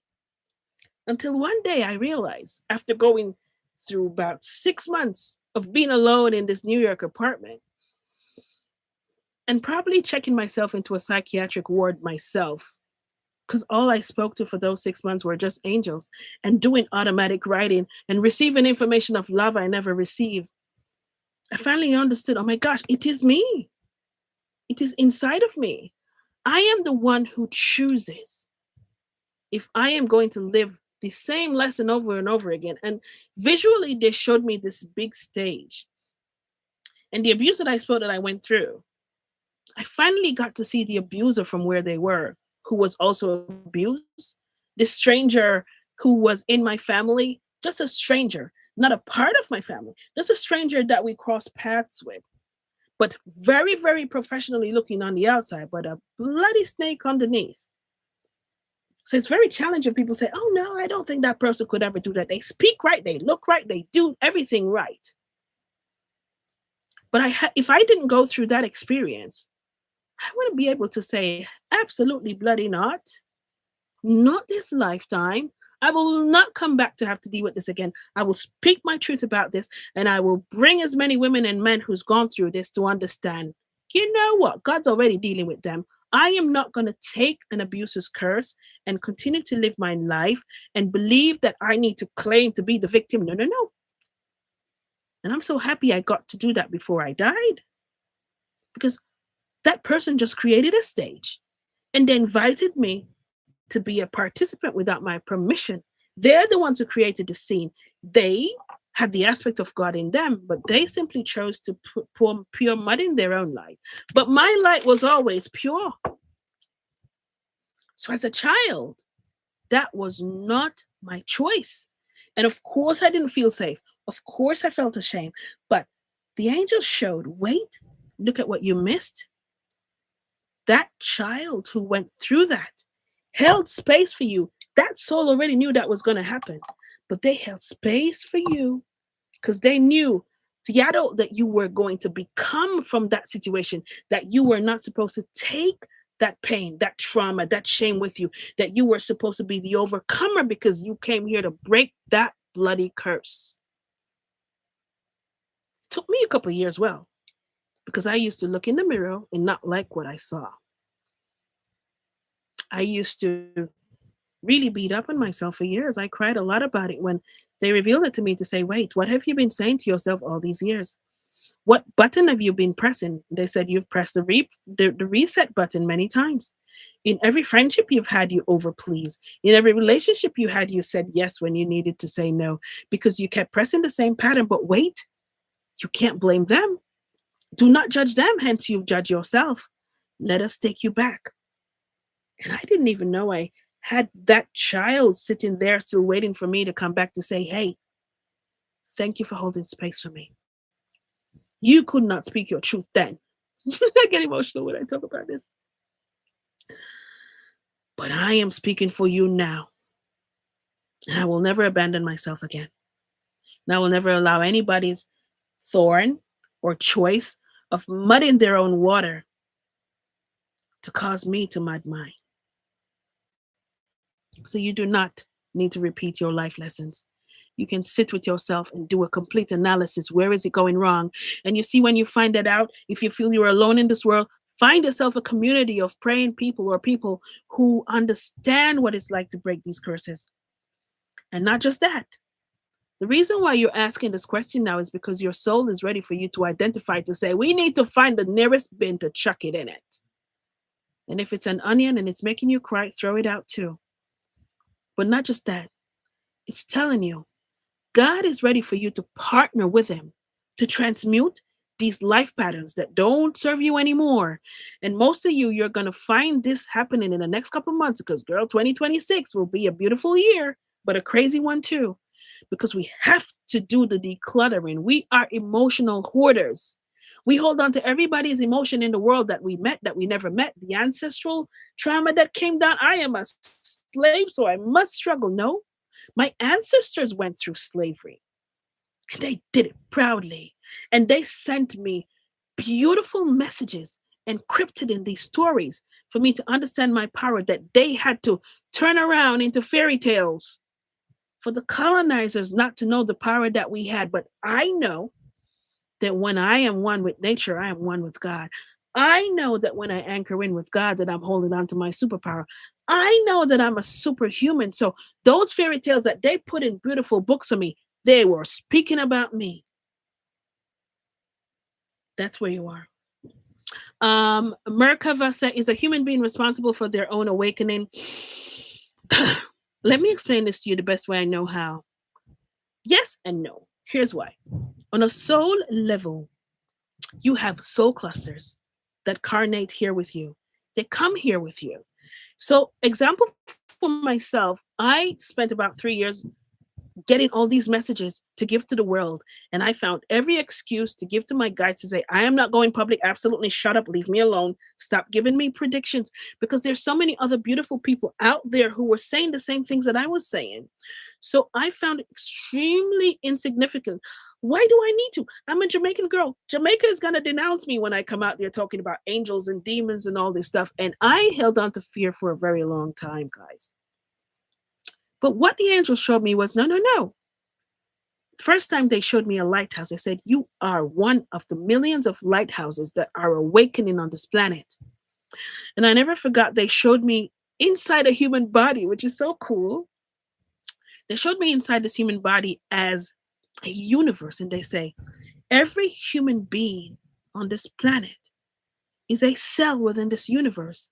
And they said, just visualize this body. And they brought me through from the brain down to the nanopathogen within the body, from the cell, every part of it. And they said, every human being, no matter how society labels them, the neurodivergent, the ones who they say are crazy, the ones who are on the street who they say are homeless, the rich man, the poor man, they said, every one of you.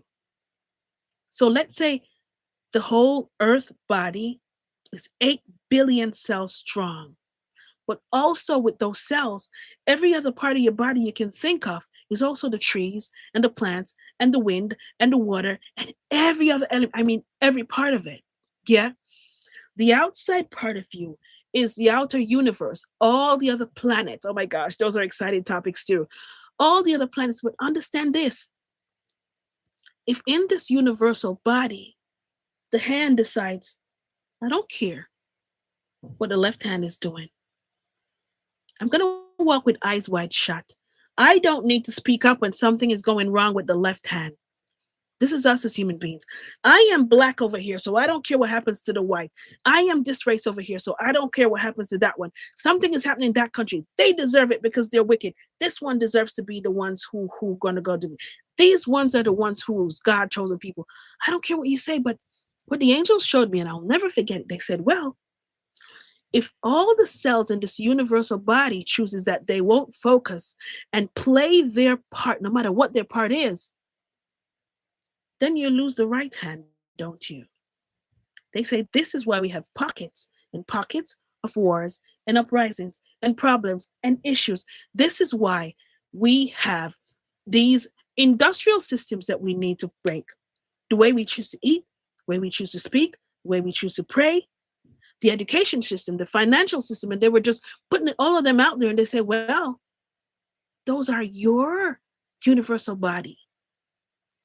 So when this universal body uses the hand, I lose this right hand.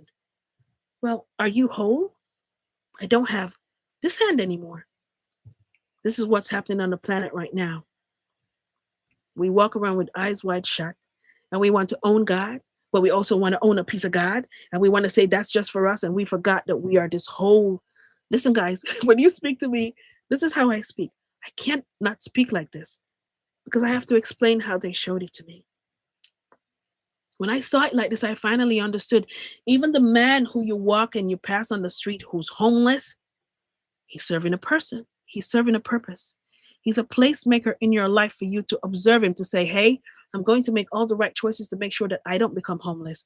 But he's also playing a part for somebody else who's worse than him to keep them going, to say, although you're homeless, brother, God is in you. We all have a part to play.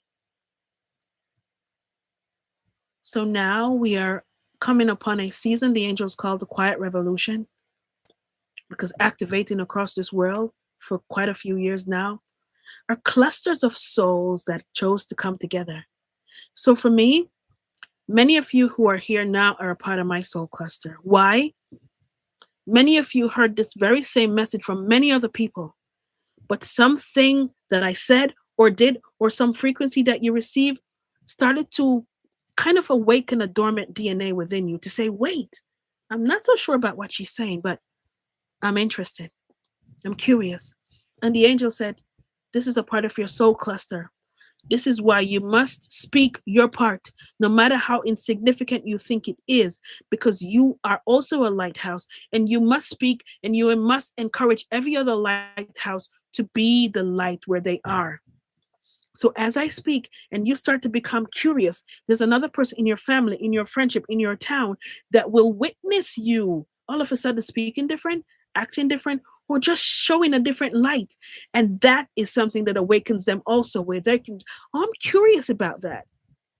You have a conversation with somebody and then they have a mind blowing awakening. Say, I don't know what happened. I had a conversation with that one, because we're all a part of a soul cluster, but we have different clusters because they're the messages that come through aren't in words and syllables. It's in frequency, it comes in sound waves and light. So when I speak, that's why I tell people, feel what I say more than how you listen to the words. Because there is it's a sound resonance that you receive that you don't see with the naked eyes, but your soul and your body feels it and receives it to say, yeah, yeah, yeah. It's time to now be awakened to who I truly am. Hope that answered your question. Michelle can free. Nikki, can you communicate telepathically with my nonverbal son Nathaniel if he's open to it? But that's not the question. Will you allow him to communicate telepathically with you?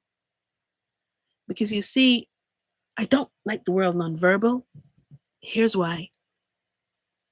I had a very atrocious lesson about neurodivergent kids.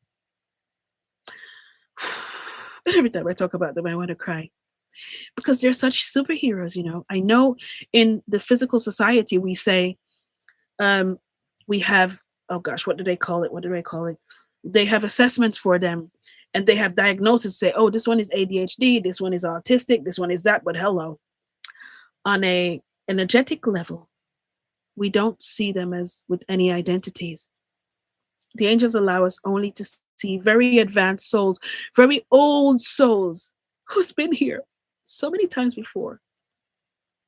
And they chose to come here not to communicate the way we know. They chose to come here to show us that love supermounts what society has taught you is normal. Because there's nothing about love that's normal. Love just is. Society told you that a child needs to speak syllables and form words and speak fluently and have 5 fingers, or not five, 10 fingers and 10 toes, and be able to work them and walk upright and play as children and integrate. And these advanced souls, the angels taught me, came here to teach us love without words. Mm, you're going to make me cry. I have so much respect for every neurodivergent because they chose a very, very challenging path. And for people here who are Christians and you never heard things phrased this way, please forgive me, but I can only speak the truth that I know. Tapping into spirituality, understanding God more than what was taught in text is very expansive, and you learn every day about people who are aspects of God. So, your son, my love, is open to communicate with you any day you surrender what society told you is normal and stop looking on him as abnormal and understanding that you are an aspect of God who chose to come here to teach me that love does not need language or syllables. Love just is. He will feel more than he hears. So please don't lie to him. I beg every parent with a child now, don't lie to them because they don't understand. They become confused. Why is mommy telling me she's okay, but I can feel that she's not? I don't understand. Why doesn't she love herself unconditionally? Because all I know is to give unconditional love. And my love doesn't seem to be enough to heal my mommy. And they came here to fix something you broke because you forgot your light, but they can't force you to. Whenever you surrender to the attachment that this world has limitedly put on our mind, which is our storyteller, and allow yourself to start to feel, just sit with yourself. It's telepathic. It's not hard, but it's surrendering. You close your eyes and you become one with your breathing. And you just become your son. You become one with his light. And you just speak to him in your heart. I love you. Allow me to receive your love. You know it's not hard. I want you to feel. Can somebody type feel?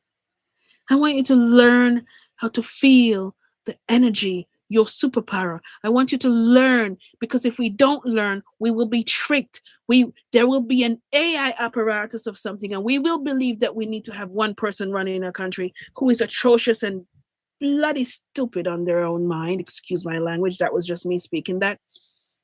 And as they make stupid decisions, you believe I must settle to follow these stupid decisions, although your heart is saying to you, wait a minute.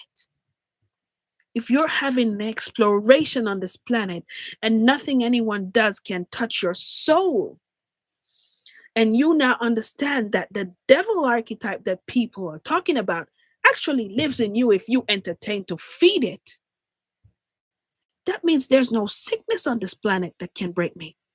But if I die from a disease, it means it's my soul calling, or I chose to give away my power. If I decide that I'm going to hold on to mental illness, do you know you can sit right now and look at somebody in your family and know it's not them? I want you to learn how to feel. So you can feel this energy is not of God.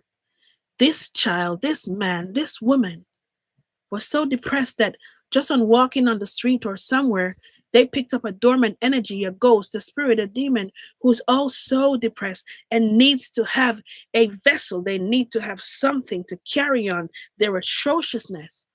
And that is why my family member, my loved one, all of a sudden is so angry. So I don't denounce them and turn my back on them. I partner with God. I partner with God and I intercede for that energy that does not belong to them because I know them. I feel it. We give up too easy. Is speaking in tongues, this is from Peace, Love, Joy. Is speaking in tongues real? Is it a true connection to God? Girl, I think I spoke on this a little bit. I don't want you to think that it's the act of speaking in tongues. God, angels, energy does not speak with syllables. But the way many people translate it comes out sounding, and we call it tongues. But I don't want you to focus on the tongues. There's an energetic exchange that comes from those information that comes from somebody's mouth. You see this word, just the humming, is a frequency. Just this. And you close your eyes, it's a frequency. The music you listen to is a frequency. The sound from somebody's voice when they say you're good for nothing, it's a frequency. Each one of those frequency attaches itself to either light or darkness. So there are people here who are consciously aware of their light and of Godness in them, who you equate to speaking in tongues. But when they speak in tongues, you receive something because you feel it. If you don't, it's not of God. I want you to remember, if everything in this world is energy, which begins with you, the same thing that I can do with the energy for good, with an intention of good, another person can have another intention of bad and use that same energy for that. Jesus been trying to teach all of y'all that for so long, but you only hold upon and talk about the atonement of sins, but you do not talk about your responsibility to walk as Christ. Or any other ascended master, any other religion who has an ascended master, what they were teaching you is not just do as I say, or I saved you so you can do as you feel like and be atrocious and go back to a text that man should have given a good story, but they muddied it and made it very convoluted and embedded things in it to make me so fearful. God had a plan for that. Because if you follow the stories in these books, you'll never go wrong. That's a blueprint that allows you to know God says, no matter what a man planned for good, I planned that for bad. You're going through Joseph's season and you'll be just fine if you surrender and believe. Understand your assignment on this planet is to rediscover your light. And if you're feeling depleted and depressed today, there is something or someone or an energy you're holding on to, and I tell you, leave it alone. Because you're feeding a field of resonance of darkness that will manifest itself in form. And you will see the devil archetype. You will experience other people in the devil archetype because this field of resonance, energy, becomes so powerful that it will become form. It will become real in your life. I kid you not. It's not something for you to be fearful of. Because if you become fearful of it, you just fed it a whole big plate of goodness. I want you to partner with God in prayer, in meditation, in stillness. Do you know? These are the ways you communicate with God. For those of you who wake up early in the morning, stop waking up at 2 o'clock and 3 o'clock, 3:33, and said, oh my God, why am I up? And go back to sleep. Do you know God is trying to talk to you? Do you know that within that time when you get that message is the best time because God speaks in the silence? Your angels, your guides, your followers. My grandmother speaks to me in dreams. And people will be here, no, the living has nothing to do with the dead, but the energy of my grandmother, she decided to be my guide when she passed away. I'm not special, but you also have your own. You're not walking alone. Many of you are here. How many of you are here think you're walking alone? Think, oh my God, I can't hear God. How many of you are here feel that you can't hear from God? Let's anchor in God today. Just type God in. I don't care if you're religious or not. We're just using a name that is simply anchoring us in with the energy, one source energy of love. Type God in. Let me type God in myself. How do I do it? I don't even know how to do it. I don't even know how.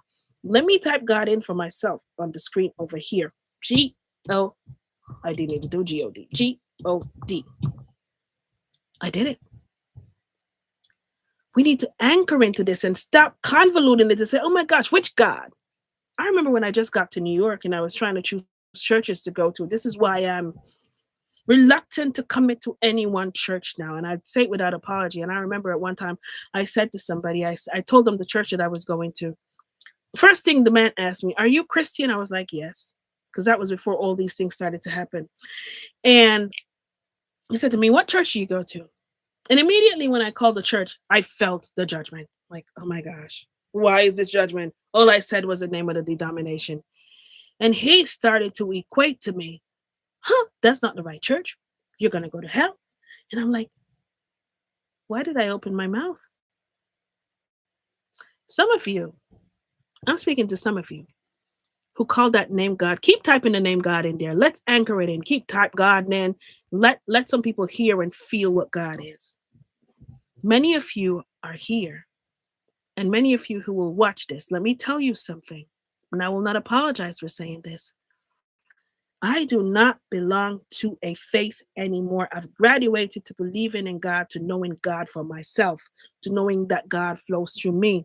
But for those of you who are still within any religion, any faith, you be responsible with what you do when you talk about God, because God cannot be confined or owned anywhere. And when I say this, let me tell you this. Stop calling the name of God, but not walking the walk of God. Stop trying to be God by judging and blaming people and trying to put people down as they're trying to find their own light and putting your foot on them, pushing them back in the mud of never land where you live. We need to be accountable. There's so many people. I used to do this.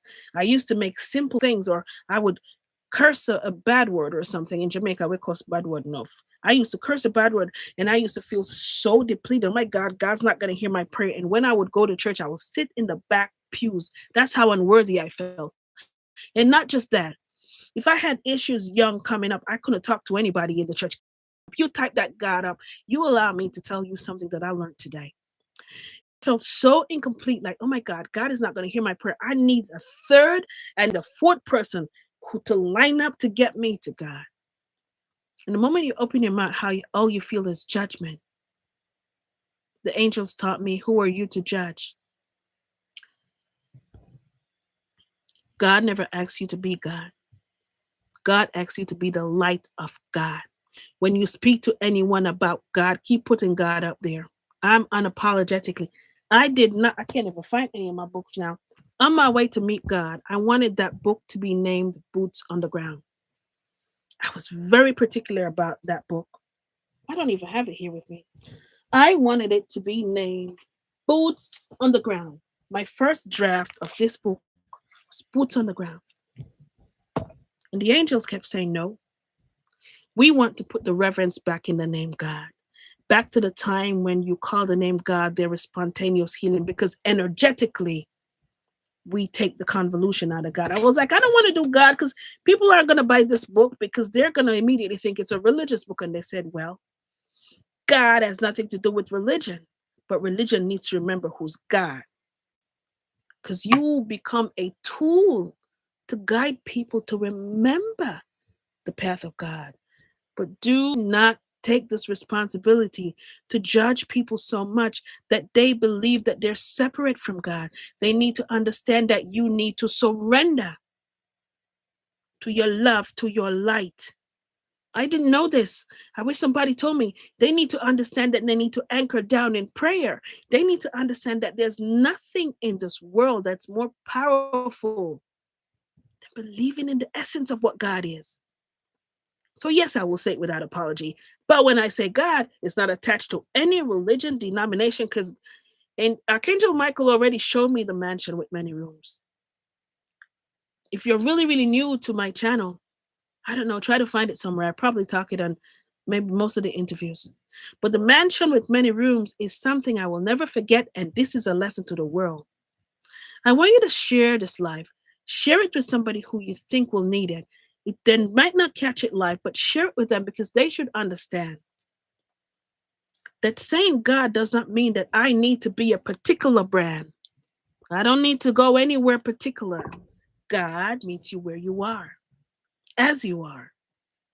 What it needs is a personal relationship for God to say, are you ready to partner with me? Because I am love. Yes, Patricia. God, I am open heart of love. Divine. Yes, you are. Yes, you are. Stop making people tell you it's so hard to get to God. Oh my God, God breathes you every day. What's hard about that? It's about you surrendering to you, knowing that God finds me favor no matter what I go through. And even if somebody tells me that I'm demon possessed, I can anchor into faith and I can choose God. Today, I'm fasting for a whole day. I'm partnering with you energetically. I'm going to power up for my child because I don't know about all the things that are happening out there, but I'm going to partner with you to make sure that only the light follows my family, follows my loved ones, because there's a war between light and dark. You ain't seeing, but I've seen it and it's not very nice. Okay. Let me see if there are any other questions. We've been here 1 hour and 15 minutes. Why do I always go over the time? I'm sorry. Let's see. I'm glad you decided to speak and have indeed shared this with friends because it resonates so much. Yeah, they kind of kicked my bahootie to speak about this. I'll be honest with you. I didn't do it without kicking and screaming. The last stream I received before I decided to come, there are two things that happened before I really decided, okay, I'm surrendering it to it. One, I remember about 6 months after my NDE, man, it was challenging. Nobody was listening to me. They were understanding. And I don't want to call it the gift, but I I kind of opened up to my awareness of feeling people's energies. So when I would speak about angels and speaking to my grandmother, I could feel their fear. And then I understood what fear was feeding. So I used to become judgmental and say, oh my God, stop being so fearful, because energetically I could see the field of resonance that it was feeding. And I didn't understand how to explain it until recently when I started to write this new book that I'm doing. The angel said, this is a field of resonance. This is how you explain it to the populace for them to understand it. All I knew is that words, I could see energy coming from words. So I was very careful. I would say to my family members, can tell you now, they couldn't stand me. Don't say that word, don't use that word. And I didn't know how to explain it to them. So when I started to get these predictions and I'm getting these dreams, I knew that I couldn't come out here and talk about it because it immediately, I knew energetically it would cause mass hysteria. And the angels say, when you get predictions, what human call predictions, they're probabilities. It gives you a way in to peek through the curtain to say, wait, this is something that's a probability that's coming. Now allow people to know, not the fear of it, but allow them to understand that as these things come to happen, how do you wish to experience it? Do you want to anchor in prayer? Do you want to anchor together to say, God, I'm partnering with you. So when this disease happens, when this pandemic happens, when this earthquake, when this hurricane like Jamaica happened, I don't even want to talk about that. But I dreamt that 8 months before it happened. My family and friends knew. And we used to anchor down and pray. But coming on here and speaking about it, people are so much in their minds. They think, oh my gosh, it's fearful. You anchor down in prayer. So it doesn't mean it's going to stop it, but it's simply so powerful, the energy that sends to it. It was supposed to be worse. You partner into this to understand I'm anchoring down in the powerhouse, my powerhouse, and I'm not going to cause fear or anything else to be my kryptonite. All right. Amy Naya, I pronounced that name wrong, so forgive me. My question is, how is it that we're not breaking out of these cycles of harming others, although we are said to, although we are said, I surrender, I guess you mean, despite an inner resolution about giving love. You're still holding on to some attachment that's not yours. People who are still holding on to patterns that are not theirs, there is still something you're holding on to. Doubt has a very, very strong resonance of darkness, fear, bloodthirst, shame, any one of these things. I don't want you to think that when we talk about breaking anything, it's anything physical outside of us. It's a story that was told to us that wasn't true. It's something that we believe so much we embedded it here. And when we embed it here, it becomes a physical structure. So your mind, the thinker, your body, the translator, and your soul is the witness. Your soul is this part of you that gives you these sensations in your body. You know that gut feeling we talk about? Wait, he's 6 feet tall and he has all the perfect things, and I want him. And the mind is saying, yes, yes, yes, because the mind is like artificial intelligence. It equates everything everyone in the world says is perfect. It's on trend. That is the perfect guy for you. But if you allow yourself to feel, be able to feel to say, no, I have this gut feeling, just this knowingness. And I know that something is not right. So I'm going to trust it. We still hold on to these archetypes that says, no, I'm less than. I'm not worthy to hear the voice of God, to be guided. So you know what I call feeling? Tapping into your internal GPS. You do it in your vehicles every time. You don't do it spiritually. You don't anchor into your internal GPS. God, guide me, order my steps. Many people that will be around you that you will still witness being angry or atrocious towards you, there is something God is showing you within them that you will need to let go about yourself. There is something that they're saying to you that you still subconsciously believe is true, while you surrender to have that affect you in any type of way. And the moment you surrender to let go of those attachments, to say, absolutely not. When I was 3, that's what they used to tell me. So every time I witness somebody saying this, or every time this particular person says this, it triggers me and I feel depleted again. Well, whose trigger is that? Where did it come from? It happened when I was 6 or 4 or 12. Does this trigger still serve me now? Does it still serve me every time my body, which is my superhero, starts to say, wait, feel, Nick, feel. Do you feel that anger building in you?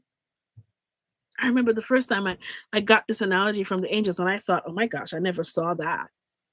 They said, the biggest pandemic we have on the planet right now are human beings' inability to control their emotions. And I wanted to know what? Why do you say that? They said, well, that's why there's so many prisons and juvenile centers and people finding an excuse outside of themselves to say, they showed me this pyramid, which is a pyramid of this earth. And God didn't create this pyramid, man did.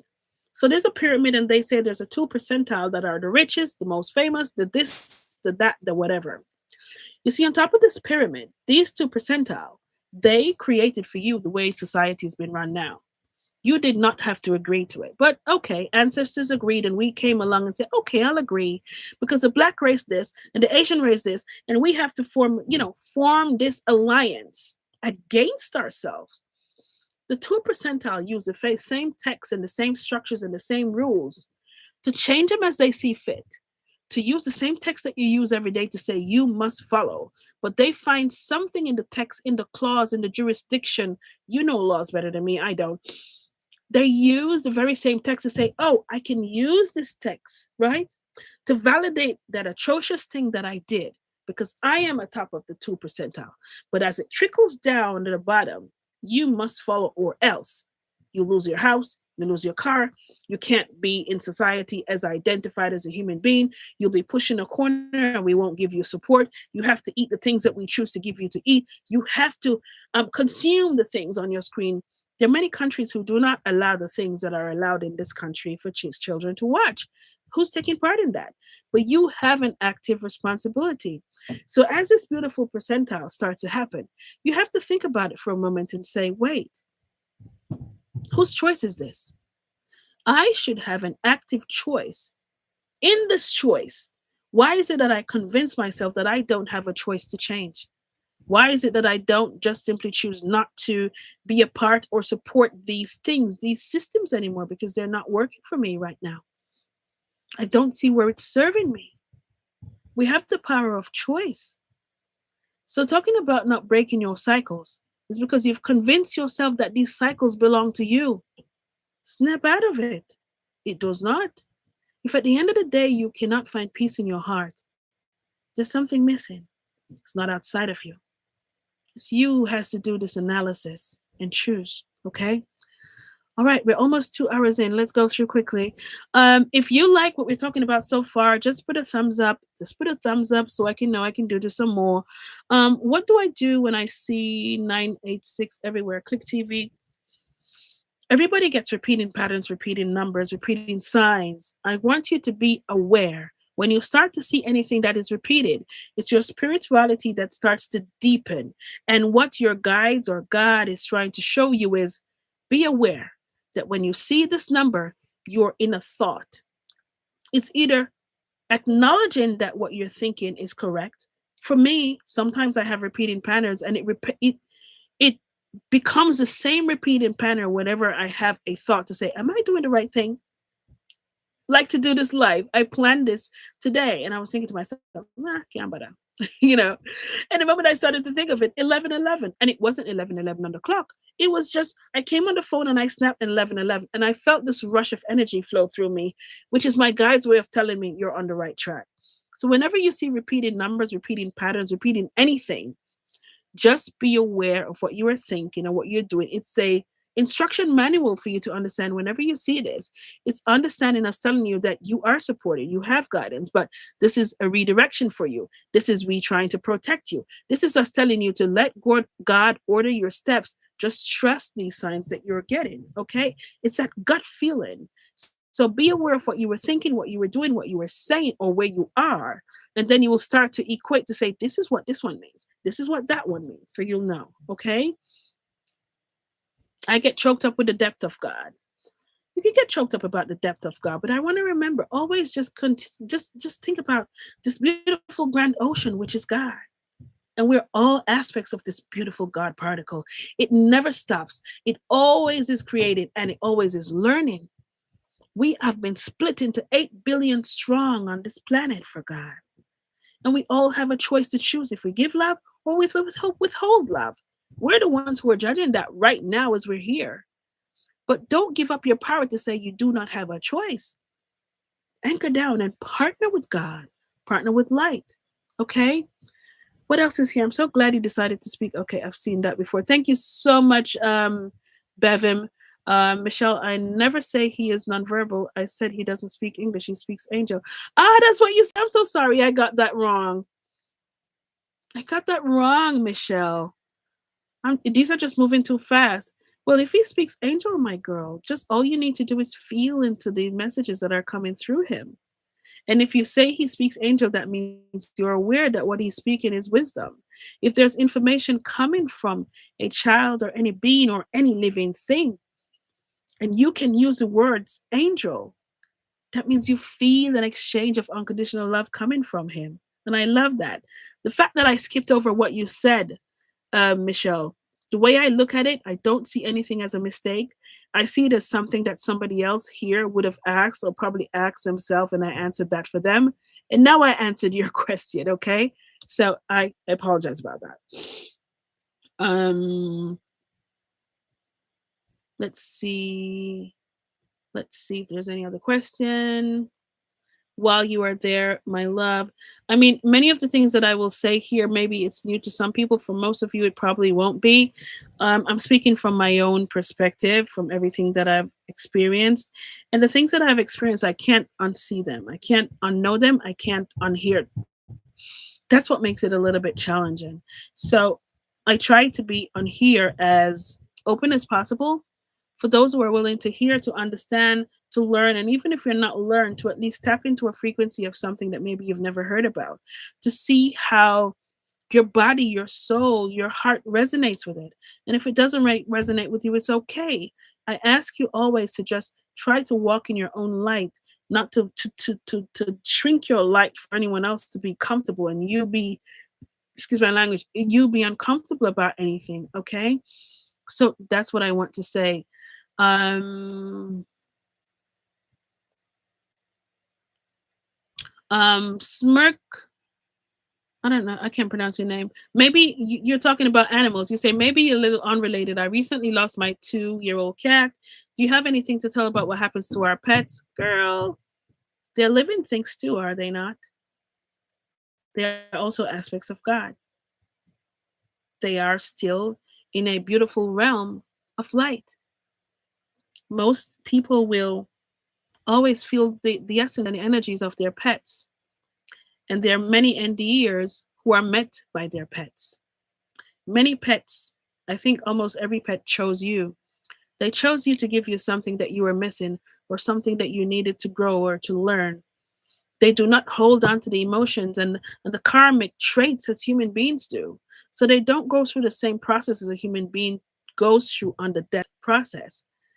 But I can tell you, your beautiful pet, the energy that it is and the purpose that it serves is still energetically strong around you. And I do honestly believe that they do meet you on the other side because I've heard enough stories about that and it does not equate to me as untrue. So just feel into the love that you shared, honor the things that this beautiful pet taught you, and just keep living in that energy. Okay. Um, okay. Beautiful. Okay, everyone that's here, I've been here 2 hours. Please don't forget to hit the like button. Share this to anyone else that you think needs a message, because this is probably the only place that I'll do this apart from in my group. Because I think I like it. I kind of like it going through your questions like this. I call the archangels my angels, the elementals, my healed ancestors, spirit guardians, spirit guides, collectively my divine dream team. Yes, it's fine. Any name that you choose is fine. Just once your intention is pure and of heart and of love, that's all that matters. Your intention is paramount in any connection of energy. Anytime you pray, your intention is powerful. Because anytime someone else's decide they want to pray something not so nice for you, their intention is powerfully strong too. So you need to have a powerfully strong intention in anything that you do. Okay. All right, thank you so much. God, I don't know if that one flew. I can't see it. It's moving too fast. I'm very anchored. Still get attacked in nightmares and sleep paralysis. Any additional steps I can take? Sleep paralysis. Okay, I was going to say one thing, but I'm getting something else for you. Okay, so let me just go there. I want you to understand that in sleep state, I don't want you to think that entities and demons and angels choose to wait until you sleep to attack you. They don't need that. Remember, they don't need a contract. They just need you to forget the light that you are. They need you to forget that you're anchored down in God. They need you to tap into fear and hate and bitterness and trauma in order to find that door in. So I want you to understand, especially what I've learned so far. In dream state, it's your direct communication from God and your angels showing you this is what we're fighting spiritually for you. Partner with me in the physical. So you wake up in sleep paralysis and you're feeling as if you're getting attacked. That you're seeing in dream state didn't just happen in dream state. It's been happening before. It could probably be coming from somebody you met that day. And your guides are telling you, wait a minute, today, that conversation you had, that thing that you promised to do, that place that you went with that person, you picked up an energy that we don't deal with. That energy is not of the light. They're allowing you to foresee something that you are fighting spiritually. And I tell you, whenever you have these, do not give in to fear, because then you become fearful before you go to sleep. So your intention before you go to sleep is, oh my God, I don't know, I hope it doesn't happen. And you start to feed the parasite of fear, of demons, of ghosts, whatever, all these energies. So whenever you see anything showing up in your dreams, whether good or bad, the moment you wake up before your foot touches the ground, partner with your angels to work on this. God, I had this dream and that thing held me down, but I know that you're working on it. So I partner with you, God, and I am going to fast today because that felt too true. But I know that you're working on it in the spiritual. But God, I'm going to anchor in the physical space. So anyone that I meet today, any place that I go, I am going to extend my light and armor in the light of God, light of love, whatever you want to call it. Once your intention is of the light, so I can partner with you so we can break this curse, this sickness, this sleep paralysis.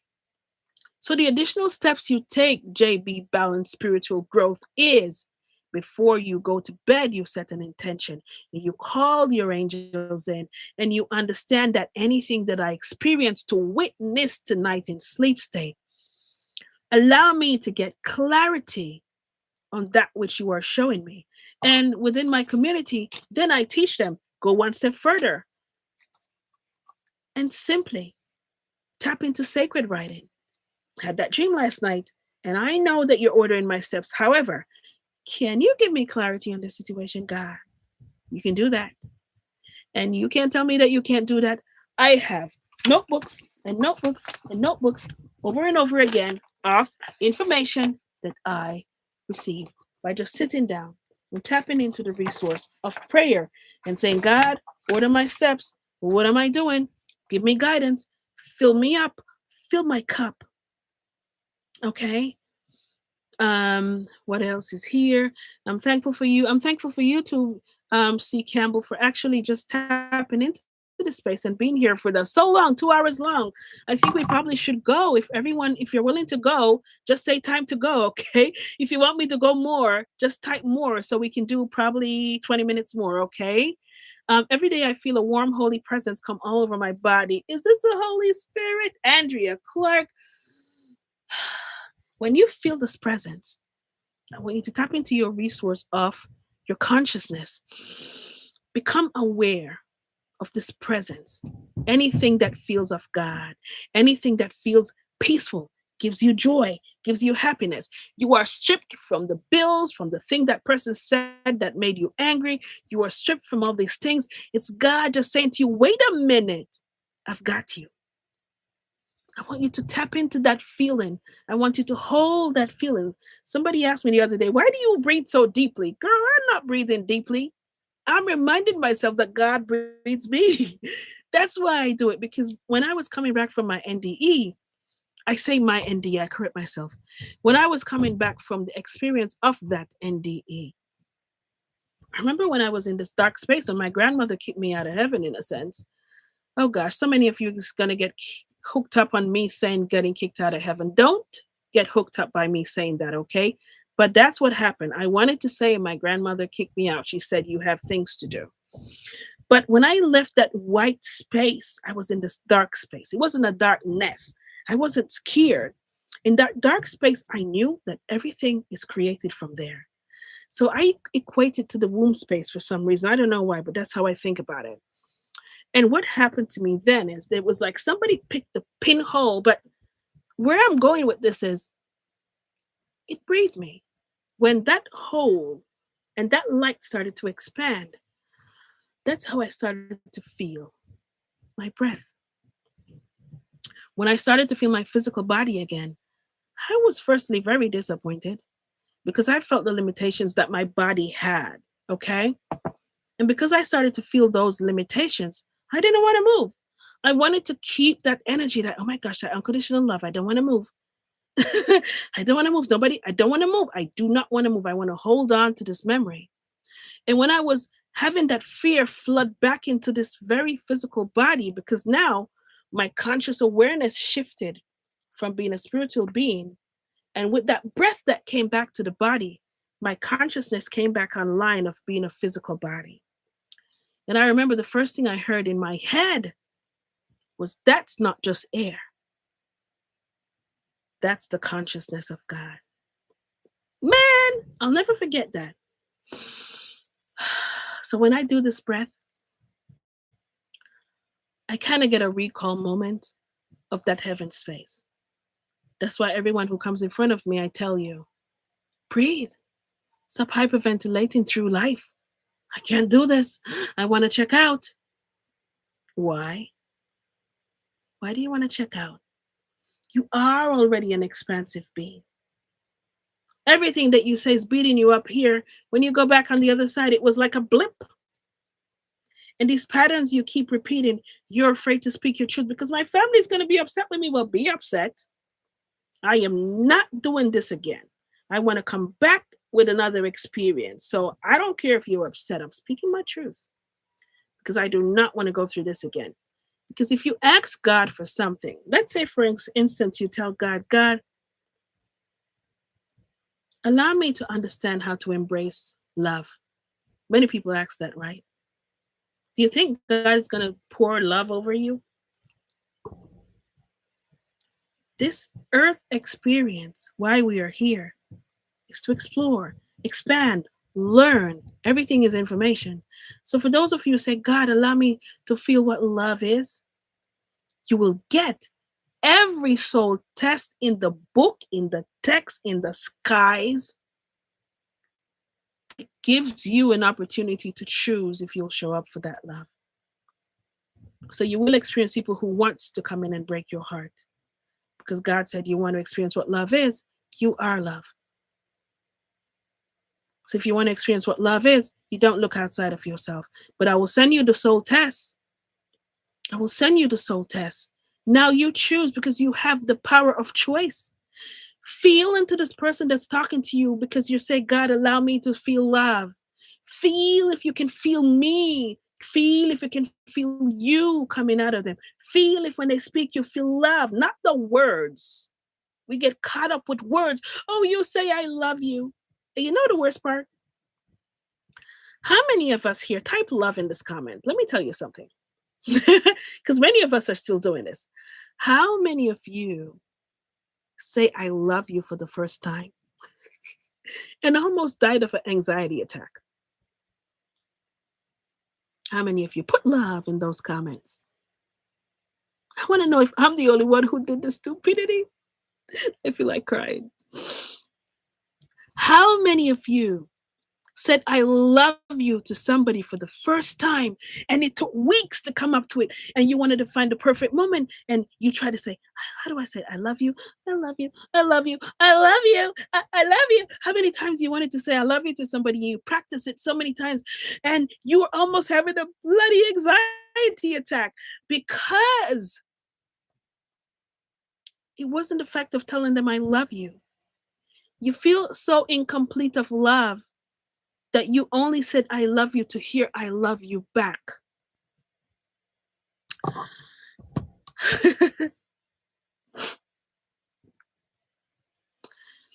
That's a lesson. When you try to find love outside of yourself so much, you're so depleted because although you came in perfect, God made you so perfect as a child. But on a soul level, you said, God, allow me to show this world love. So all you came in as a child and you just knew, I know what love feels like. I know what joy feels like. If you want to learn about the aspect of God's love, please observe a child right now before we human beings start to impart upon them their incapability of being that love.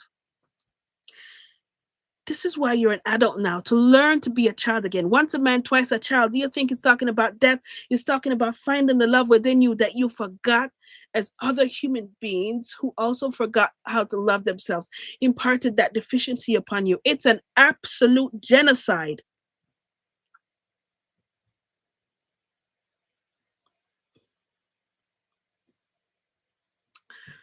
Whew.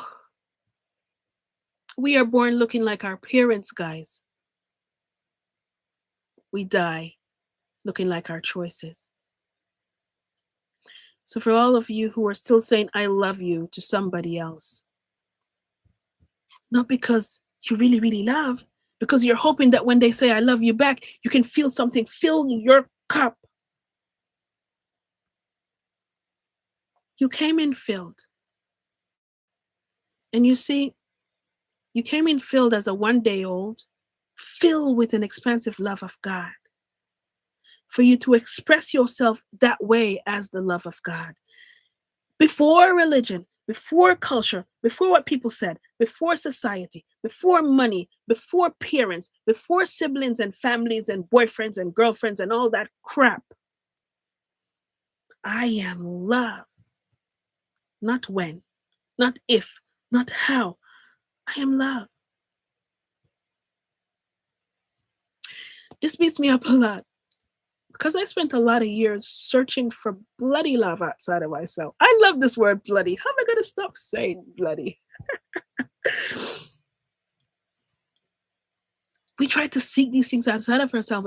And then I had to almost die, guys, to realize I'm already loved. I'm like looking at myself doing these stupid things. The angels showed me One time in my life when I cried for 3 days.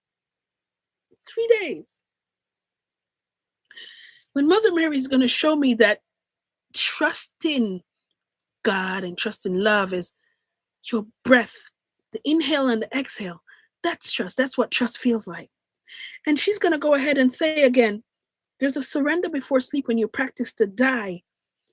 And you don't know when you fall asleep, but you trusted enough to go to sleep. And Mother Mary said, that's you practicing to die. And she said, God gives you 12 to 18 hours each day to remember your love, to find joy in this world, to know that you have a choice and a superpower, to feel the energy of everyone else who's choosing love or not. You know why it hits me like a ton of bricks? When angels show you stuff, they don't just show you what you do, they let you feel energetically what you did. And when I looked at those 12 to 18 hours in that day, I didn't do it once, I did it 3 days. I cried straight. I didn't eat food. I didn't sleep. I don't know how I didn't die because I was hoping to die. I was hoping, I said, take me now because this world is better without me. The angel showed me one point where I missed the smile of my child. Yeah, I missed a smile of a child who was a gift from God, where the angels were showing me if I would just stop and get out of my bloody head of thinking that love is birthed outside of me so much that if somebody breaks my heart, I must find them or I can't live without them. When God breeds me, and I miss an energetic exchange from a child that was untouched by this world and all they had was unconditional love. But because I believe that I needed this other physical person who were carrying their own bloody thorns and rocks and hate, so much so that they didn't have the moral or emotional capacity to receive my love in the first place, did I miss an energetic smile from a child who God gifted me? And I didn't see it because I was thinking of how to check out of this world. When I tell you love myself, don't think I'm telling you something that comes from a script. I'm telling you what I lived. And they showed me on day 2. Remember that flowers that you planted? And I thought to myself, this is crazy. I have to check myself in a psychiatric ward. Why is an angel telling me about a flowers?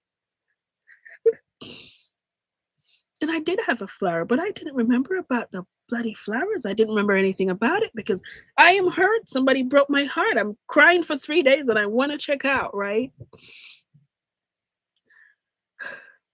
And on day 2, the angel showed me, you have these flowers that you planted and you nurtured it and you gave it so much love. And this flower loved you back so much that it decided for your heartbreak, it would open a day early just for you to see. And they showed me you didn't even see that.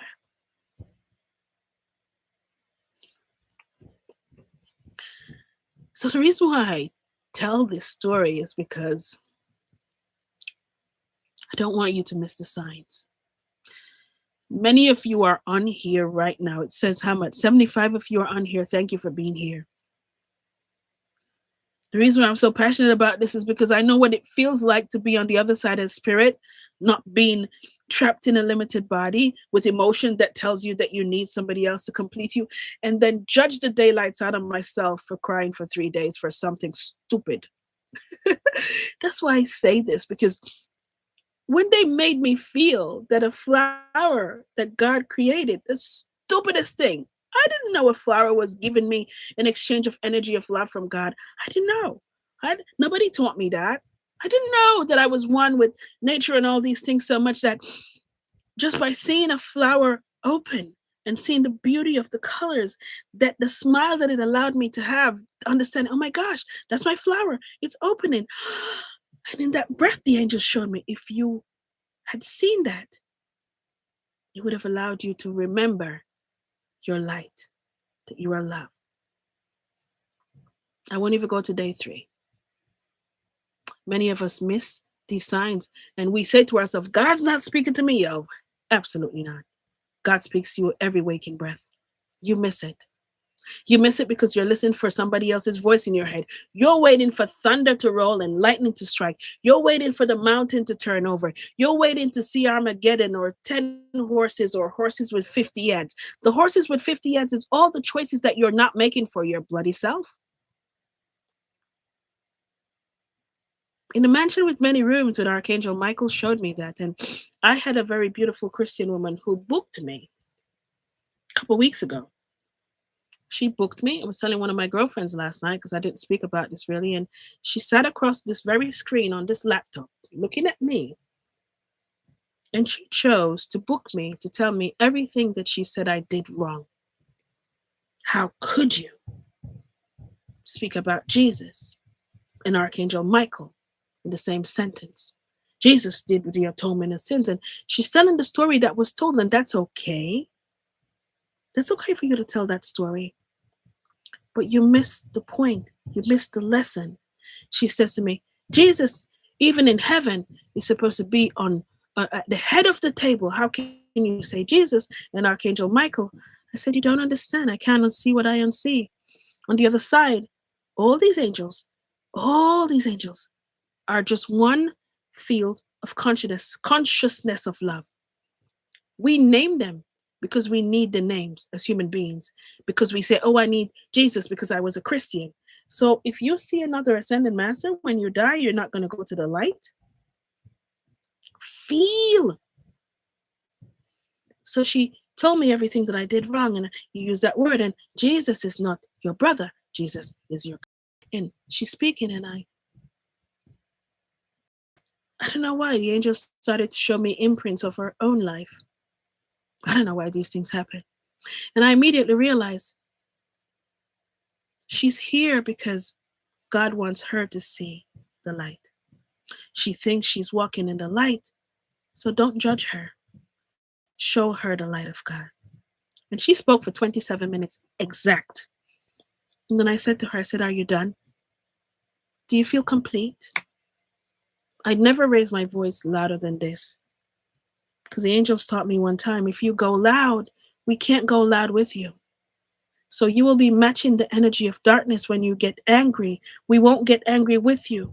But if you remain on this level, you will allow us to speak through you. You will allow the devil and that angry person, when you speak on this wavelength, you will allow them to feel God's truth through you. But if you match and mirror them in darkness and anger and greed and pain and trauma, we won't go there with you. But we will witness you going there and see how you choose to keep reacting and pressing this pattern. She told me everything I did wrong. And then I said to her, I said, the last thing she said, and how dare you talk about your grandmother with angels? The death has nothing to do with the living. And I said that when you die, where do you go? I said, do you understand that you're not body first? Do you understand that you are this beautiful aspect of spirit that has no limitation, keeps expanding, never stops growing because God breeds you? And she went back to the atonement of sins. And I said, will you allow me to speak for 10 minutes? Because it's your money, you paid. But will you allow me? And she said, okay, and could feel the energy. And I said to her, God never asks you to be God. It's a pretty heavy burden for a human body with this limitation of emotions and energy to try to be God, because the moment you start to judge other people, you judge yourself. The reason why you clicked book to speak to me today was for you to see the resonance of God, the truth of God, to understand that although you are saying God, you're not walking the walk of God. And that's not with judgment. It's allowing you to just experience God for the first time in silence. So will you sit quiet with me for a moment? And something else happened within the next 15 minutes, and Mother Mary came through, and then she was crying. And I said to her, feel. I said, don't come to me with texts. Hit the like button, guys. I'm sorry. My friends, all of you, keep telling me to say that, and I don't remember to do it because this is just not my thing. So if clicking the like button supports this, please do.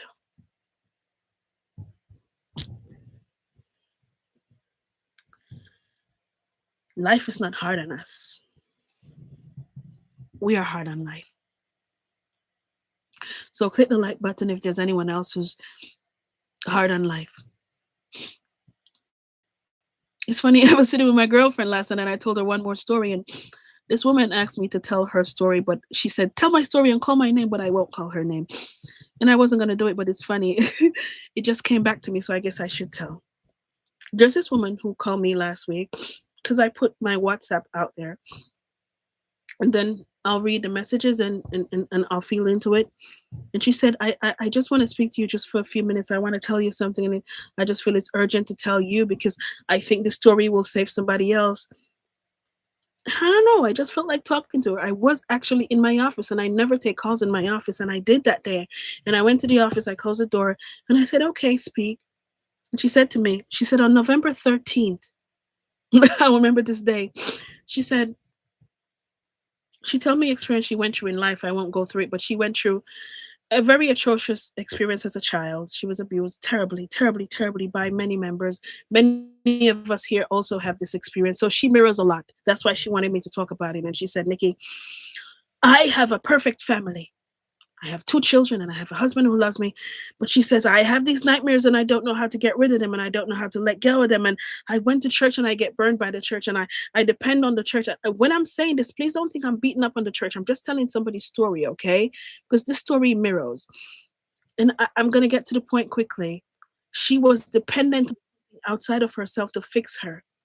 So that's why she could say she depended on the church and she depended on her husband and she depended on family, and family never really gave her support. And she said, "Nikki, you don't understand. On November 13th, this is why I do this. So listen." She said, "I made my husband breakfast. I dropped my kids off at school. I told him I was going to work and I checked into a motel." She said, "I had already planned." She said, "I planned my exit because although I had this perfect life, there's something in my mind that's telling me that I don't deserve it. I have everything." And she said, "Although I'm so accomplished because I did everything out of spite because I wanted to prove to my family that I can be something." And trust me, she is something in society. She has this identity. Many of you here are saying, "I need to hold on to this identity." But this woman had this identity. But she was fighting an affliction that she didn't know how to get to. But God was finding her favor and she didn't know. She said she told her husband goodbye, kissing goodbye. She said she left a note under the pillow because she knows he would go back to see it in the night when he goes. Dropped off both her kids in school. She said she went into this motel. She said, "I had everything planned." This is a very established woman. She knows exactly how to do what she does. So she said, "Everything, I know it would be painless. I would just go to sleep because I was ready, because I had everything, but there was something in my mind saying, I do not deserve this life." She says she looked at her kids and she said, "I don't deserve them. So I'm scorned. I'm all the things you can think of." And she said, "You know what? When I was there and I had a glass of water, you see this water here? Consciousness of God. Water. You see water." She said she felt for water. And when she drank the water, she said to herself, "Let me just scroll through social media one last time. Maybe I can make a post or something." Just something selfless, and she already made her mind up. She said, "I didn't see your face, Nikki." She said, "I heard your voice. And when I heard your voice, something breathed me.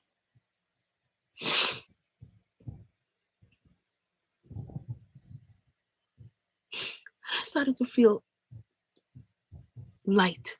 She said, "Nikki, I don't understand how to tell you. I felt light. I just started to feel light as if but it was painful light." She said it felt as if something was being ripped out of her. She said, "I didn't see you. I heard your voice."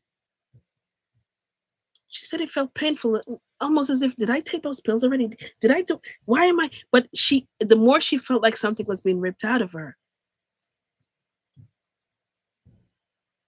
she started to feel lighter. And she said she took out the phone and she told me, she said, "Turn the phone the other way." And she put it on live and she said, "I was watching your video and I was watching the part where you were talking about, I think it's the coming back, she was talking about the breath. And she said, when you send that, I felt something breathe me. She said, I got so weak that even if I wanted to put them to my mouth, my hand wouldn't lift up.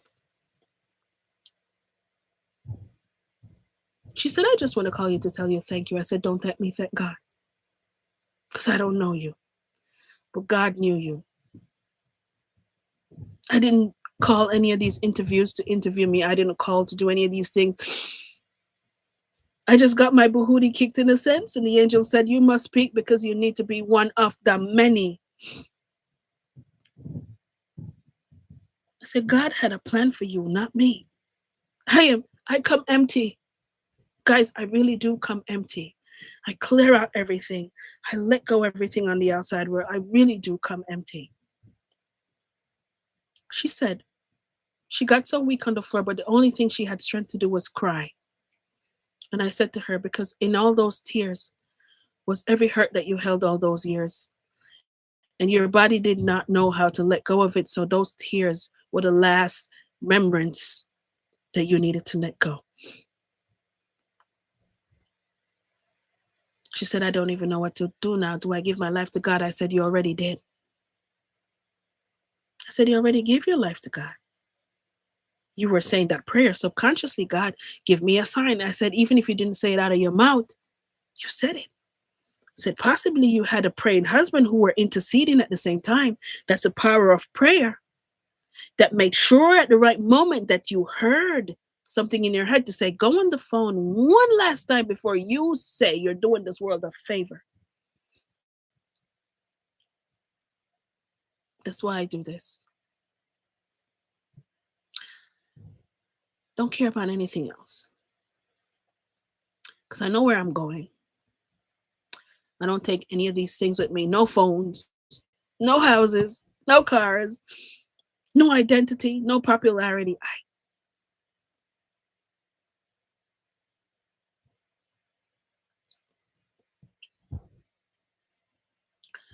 So when I am on here and I pick up the energy of feel broken, it's your brokenness that I feel. And I wish sometimes I could do this and allow you to feel the love of God flow through you so powerfully that you will never allow anyone to ever, ever, ever demean you or ask you to say yes instead of no. And I want you not to judge people. This is so important because there are people you point fingers on while you judge yourself and you don't know their stories. And you know what you also don't know? You don't know the assignment that God has upon them.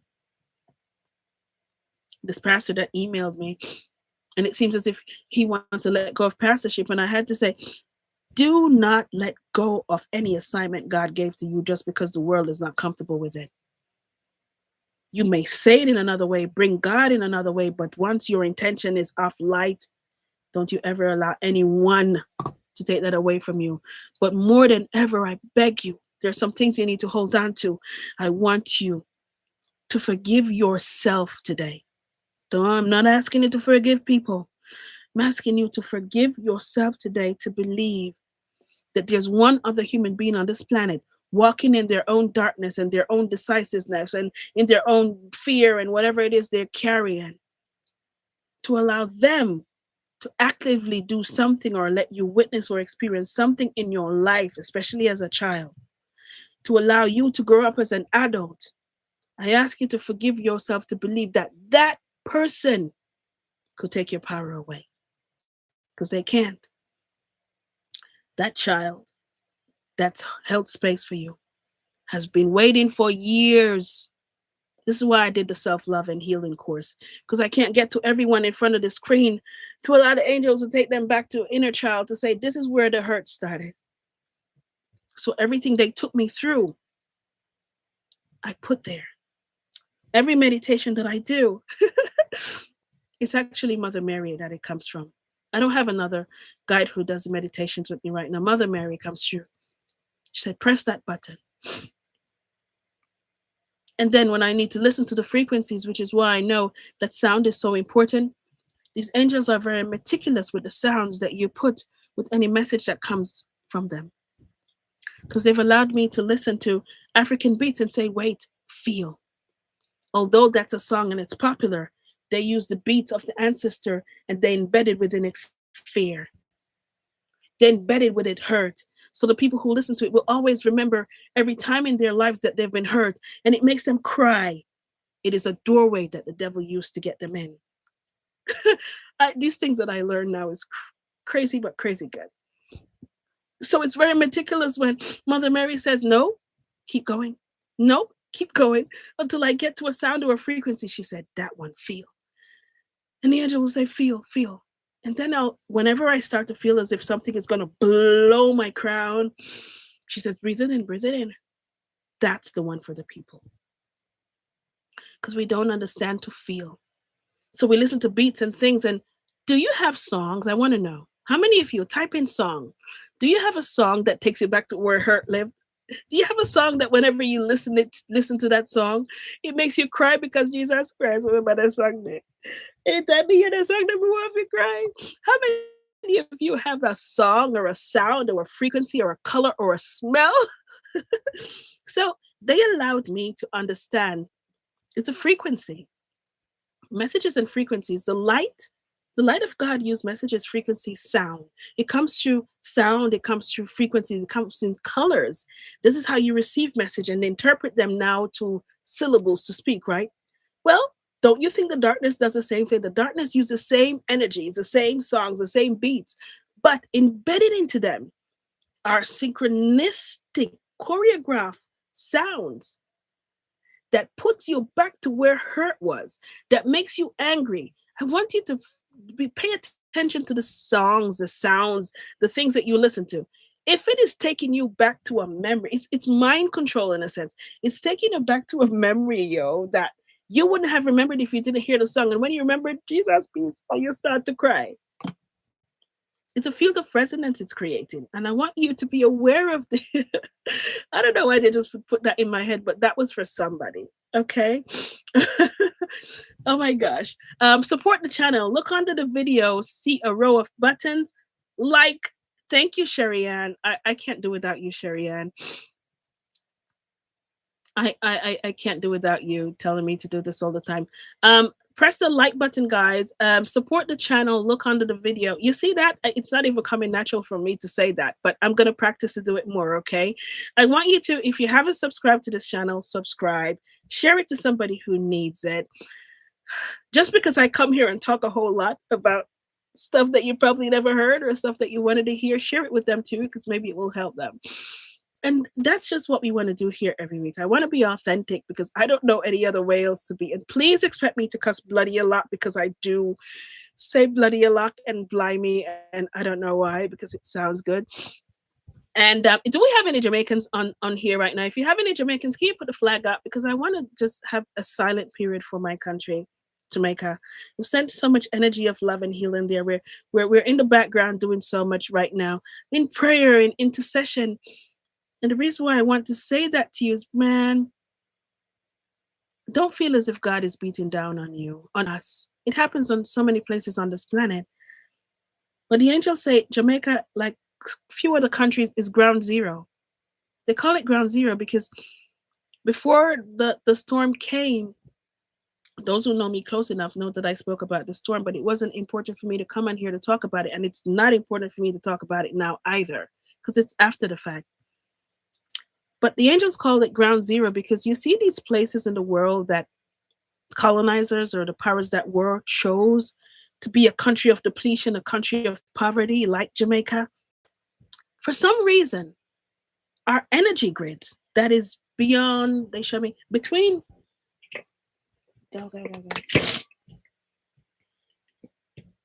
between Florida, yeah, between, from the coastline of Florida going all the way around down past Jamaica, the whole Caribbean, we have the beautiful aspects of a just beautiful energy grids. And we don't understand how powerfully strong we are as nations. We don't understand why is it that everything that we touch turns to gold. And it doesn't mean that we're better than anyone else in the country. I want you to understand that not just Jamaica, the Caribbean, Africa, any place that people chose to just throw people in to take away their power, but those people did not even know what poverty was. They just decided that I'm anchoring into faith. This is why you have so many churches. But over time, in many of these countries, we forgot how to teach the younger ones coming up how to pray. We forgot to intercede for them. We just gave up, and we have just given up so much that we allow the devil to fester there. We've been feeding the devil a lot, and it's not by fault, it's by default of thinking that, oh my gosh, Jamaica is a don't worry, be happy place. But we, the people, are the ones who anchored them down. And these places you see where people left to be dormant and not build, who didn't even know what poverty was, who still succeeded and still will. They call it ground zero. And the reason why they call it ground zero is the world watches, but the world doesn't watch. It's a human, it's a worldwide human test for humanity to be activated. And we're seeing it happening now, where people are sending in prayers and they're sending in help and they're flying down and they're helping because we've kind of decided that before we anchor into God, most of us, we need to hit rock bottom. We need to lose everything before we throw in that mustard seed of faith. We need to lose everything to understand that we never needed anything because God already gave us everything, which means the house, the car, the money, all these things that you're literally opening a doorway for the devil to come in to allow you to be mean and to be atrocious and to take away the lives of other people. You don't understand that by opening that doorway, God had to find a way to close it because we forgot our light. It's not just Jamaica. It's many other places. Many more will come. But don't let us have to hit rock bottom every time before we anchor in faith. If you have a family member who they just seem to be acting different, understand that there are energies out there. There are people who died who don't even know they've died. They don't know they're dead because they're still attached to the rum bottle or they're still attached to the addiction. They're still attached to the lifestyle. And this is why energetically you go to certain places and you feel energy because you are energy first. I want you to learn how to feel into the energy so you can now wait. That energy is not of mine. Whoa, that energy is just trapped. Whoa, that energy just needs a prayer so I can pray. Listen, go to the light of God. Leave my family, leave my house. So you're not giving away and feeding the energy of darkness in fear. So you can look at a family member to say, wait, normally you drink one bottle of beer. Recently you've been drinking a whole case. And you're angry. You're a lot angrier. That is not like you. So you can use a discernment of God to say, wait a minute, I am dealing with an energy. This man, because he doesn't believe in himself and he wants to buckle down in quiet in how he feels God for himself, he's done found himself so low that he attracted himself to an energy, a spirit, an entity that also is so angry that they found a doorway to attach themselves onto him. And look at him now. When he speaks, it's not even him. But I'm not going to be fearful. I'm not going to run around scared. Because do you know what you miss? Darkness can never win light. Okay? Darkness can never win light. So you intercede for this family member. Don't give up and turn your backs on them. You intercede where two and more are gathered. You intercede for them. Okay? Mother Mary wants me to do something, which is kind of weird. Okay, I'm going to go, guys. But I don't know, they wanted me to read this. I'm working on another book. And don't ask me when it's going to be done because it's just a lot of information. And she directed me to read this. I don't know why, but I trust everything now to know. I was just printing it this morning. Here's why. I have a chapter in this book called Reading It Back, Bloody Hell. Why? Because I was typing the information I've been receiving from present. And in this book, I don't know if I want to say God, like I said in this book, and I don't know if I should say present. So I'm in between. What do I say? These conversations that I'm having with God, should I say the present or should I say God? And the angels are saying it doesn't matter. It's love, right? So This morning I was reading back, right? Some of the information, and gosh, it's mind blowing. The love and the resonance and the truth that comes from, when you surrender to really seeing the light of people instead of seeing their darkness. So people who are angry, even worldwide, when they speak, and even if they speak darkness, I'm not allowed to see the darkness anymore. I see the light, like a little glimmer of light in them. Because all of us guys, if you get to discern energy, some of us can see the auric field of people, but if you get to discern energy, you start to see everyone who is here right now has this beautiful light right here in your heart space. This is the light of God in you. This is how the angels taught me. All of us have this spark. Now, as you go through this life and things happen to you, trauma, pain, people telling you stupidity, people telling you lies, and you believe it, it shadows. So if somebody tells you a lie and you cover it, so that becomes a dark spot. Somebody says something else. You go through trauma. So when you look down at yourself or look in the mirror, you don't see a mirror of God looking back at you. You see your pain. You see the trauma. You see the lies. So the aspect of this book is really pinpointing and giving people tools and understanding who you really are, right? So I was reading it back and I said to myself, oh my gosh, if I only see the light in people, how do I get them to see the light in themselves? And the present said, you just be the light. Because when they see you, once you don't meet them at the darkness, you won't mirror their darkness. So they will either depart from you because you're not being angry with them or atrocious with them, or they will simply begin to observe, wow, this person isn't that angry. Maybe I can choose to be kinder to myself too, which in turn allow them to be kinder to everyone else. They said, this is the mirrored effect. They're teaching me so much stuff. So I'm like, oh my gosh, I love this because I really cleared rooms, guys. When I stopped being my judgmental self, a lot of people didn't talk to me anymore. I still have people from people I used to go to church with before, people that I know back home that I used to talk to on Facebook, people that I've sent my videos to that knows me really well that has not messaged me back. None at all. And I kid you not, it feels as if we are actually on two different planets because I don't mirror what they say anymore. I don't mirror the fear and the hate and the pain and the judgment anymore. So the way I speak now, it doesn't mirror back to them.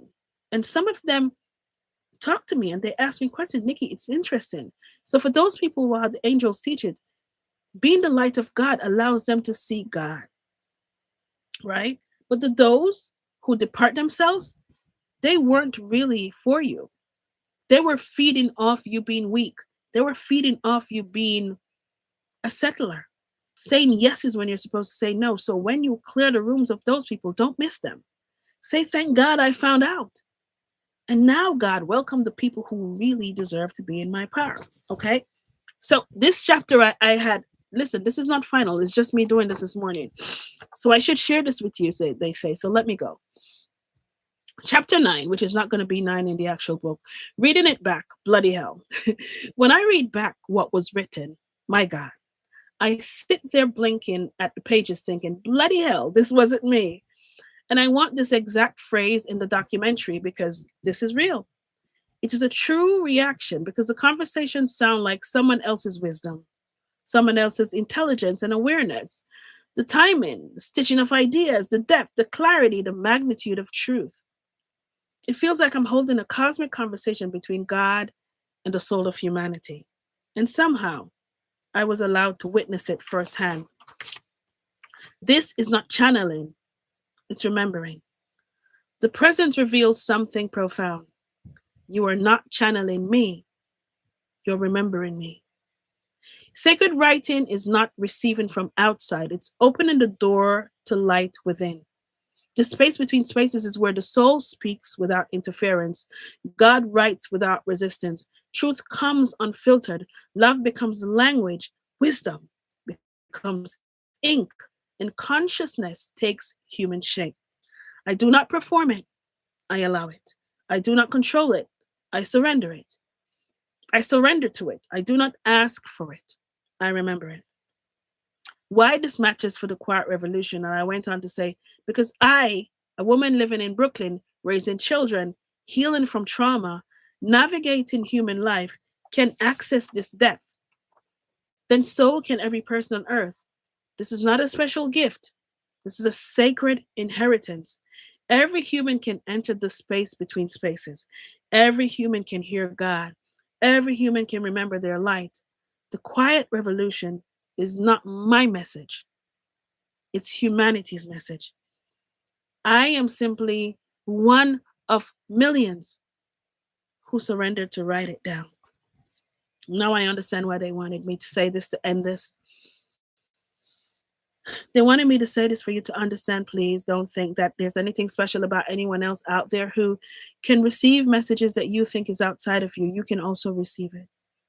Slowly allow yourself to surrender to the fact that you are one with God, that you can hear the voice of God, not by a roaring thunder and lightning, but by being present with yourself, by allowing God to speak to you in the silence, to speak to you in the smile of children, to give you that moment when you start to observe a child playing, to see yourself in that child, to see the joy that you missed in your life that this child is embracing without fear.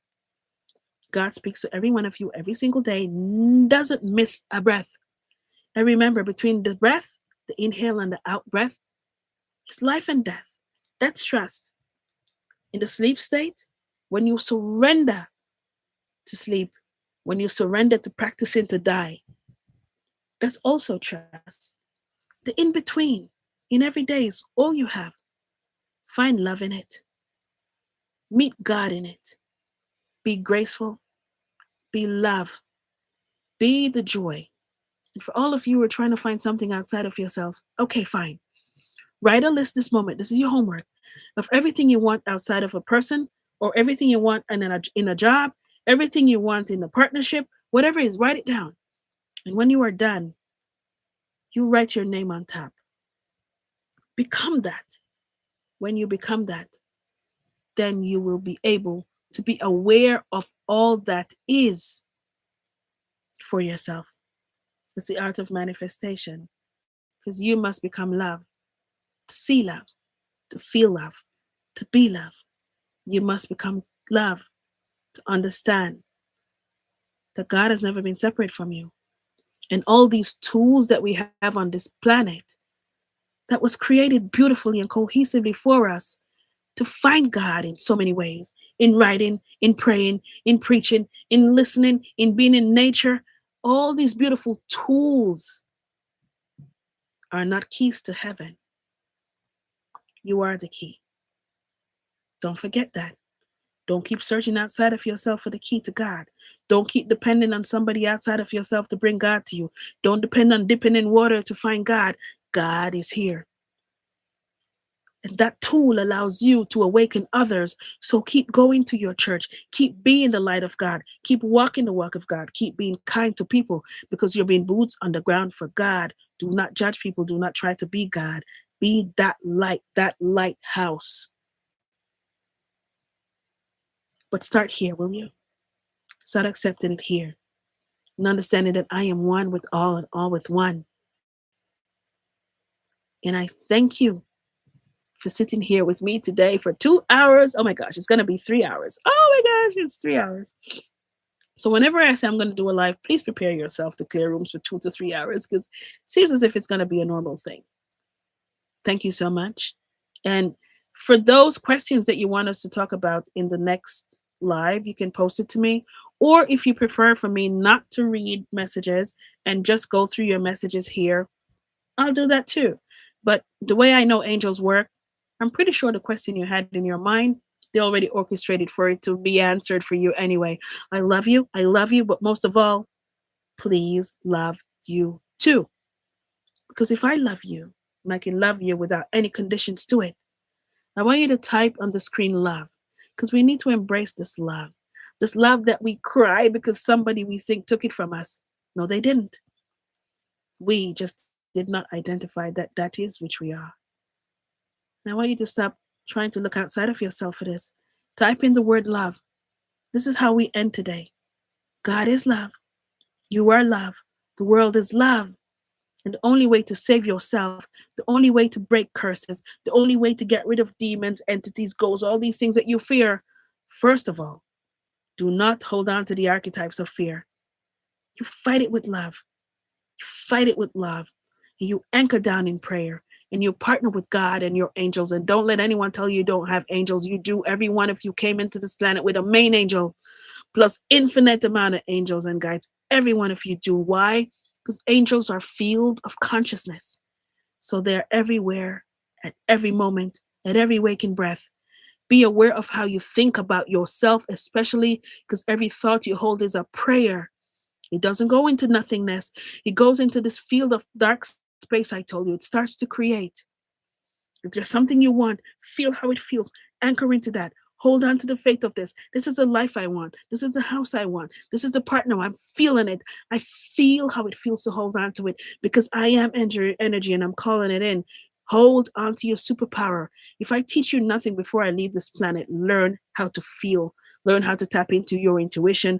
Learn how to tap into this space. Do not hold on to the identity of anxiety, of depression, of all these things that society put down there for you to let you not understand, to intercede for yourself, to say, this is not a what they call it, a diagnosis. This is an entity of darkness that is trying to make me fearful of myself, so fearful that I will medicate myself and not feel when God is talking to me, not hear when I wake up at 2:22 or 3:33 a.m. to say, God says, take a pen and paper and write so I can guide you because you can't hear me outside of this medication.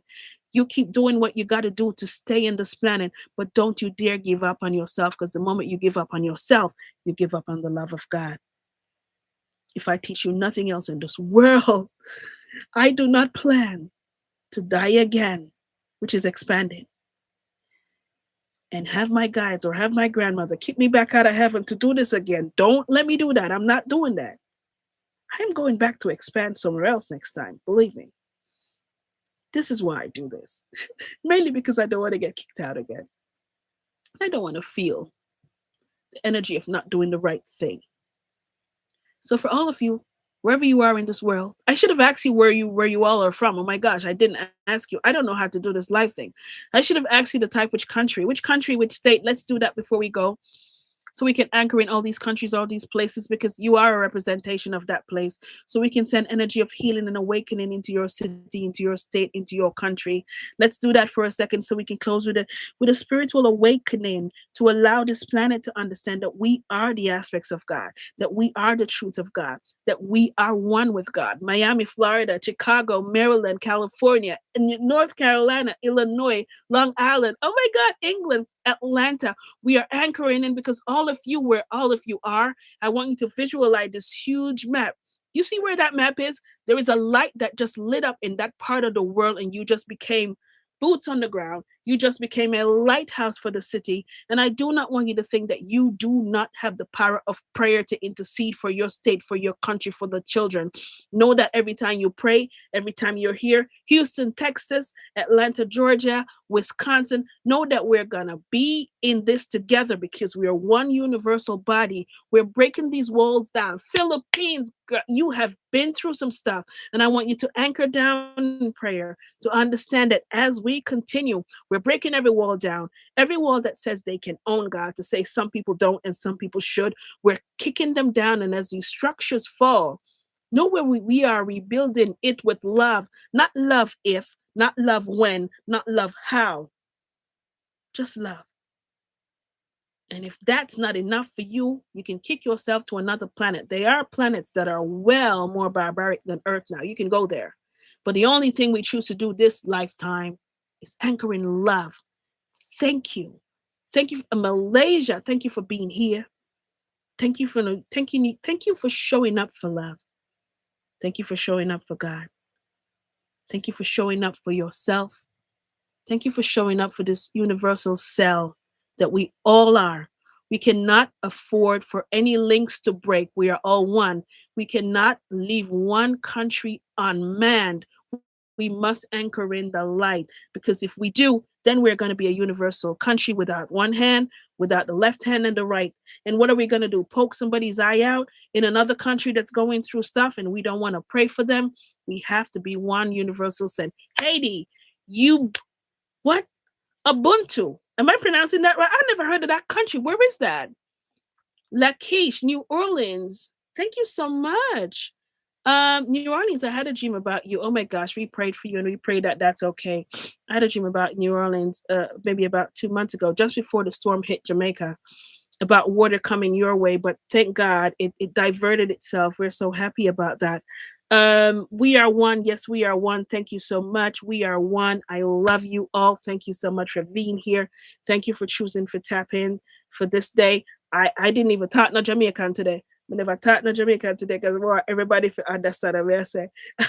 Okay, so respect, love, and light to all of you. I'm gonna figure out how to end this stream, and I will announce the next time we're gonna do one. And I don't know when yet. Maybe on Sunday, because Saturday. Oh my gosh, Saturday we have. Oh my gosh, Saturday we have Sacred Circle event with my community, but we've also extended it from the outside. So Saturday we have a workshop for self-love and healing. Last week we had sacred writing workshop, which was absolutely beautiful. The link is somewhere, somewhere, somewhere. I will post the link here. Let me try to post it now for whoever is left, because who remembers these things? If you ever want to join, you can feel free to join and to join us at SSA. Don't have to join the academy, but you can be a part of our event on Saturday at 11:30 a.m. Eastern time. Okay, Eastern Standard Time. I'm adding the link here because I just remembered about it, and I don't even know if it's going to be posted. I think it will be posted. I don't know. Let's see. It probably will be posted. If not, I'll post it in my links. Thank you so much for being here. Love and light to you. I'm going to end the stream now. Okay. Bye, guys.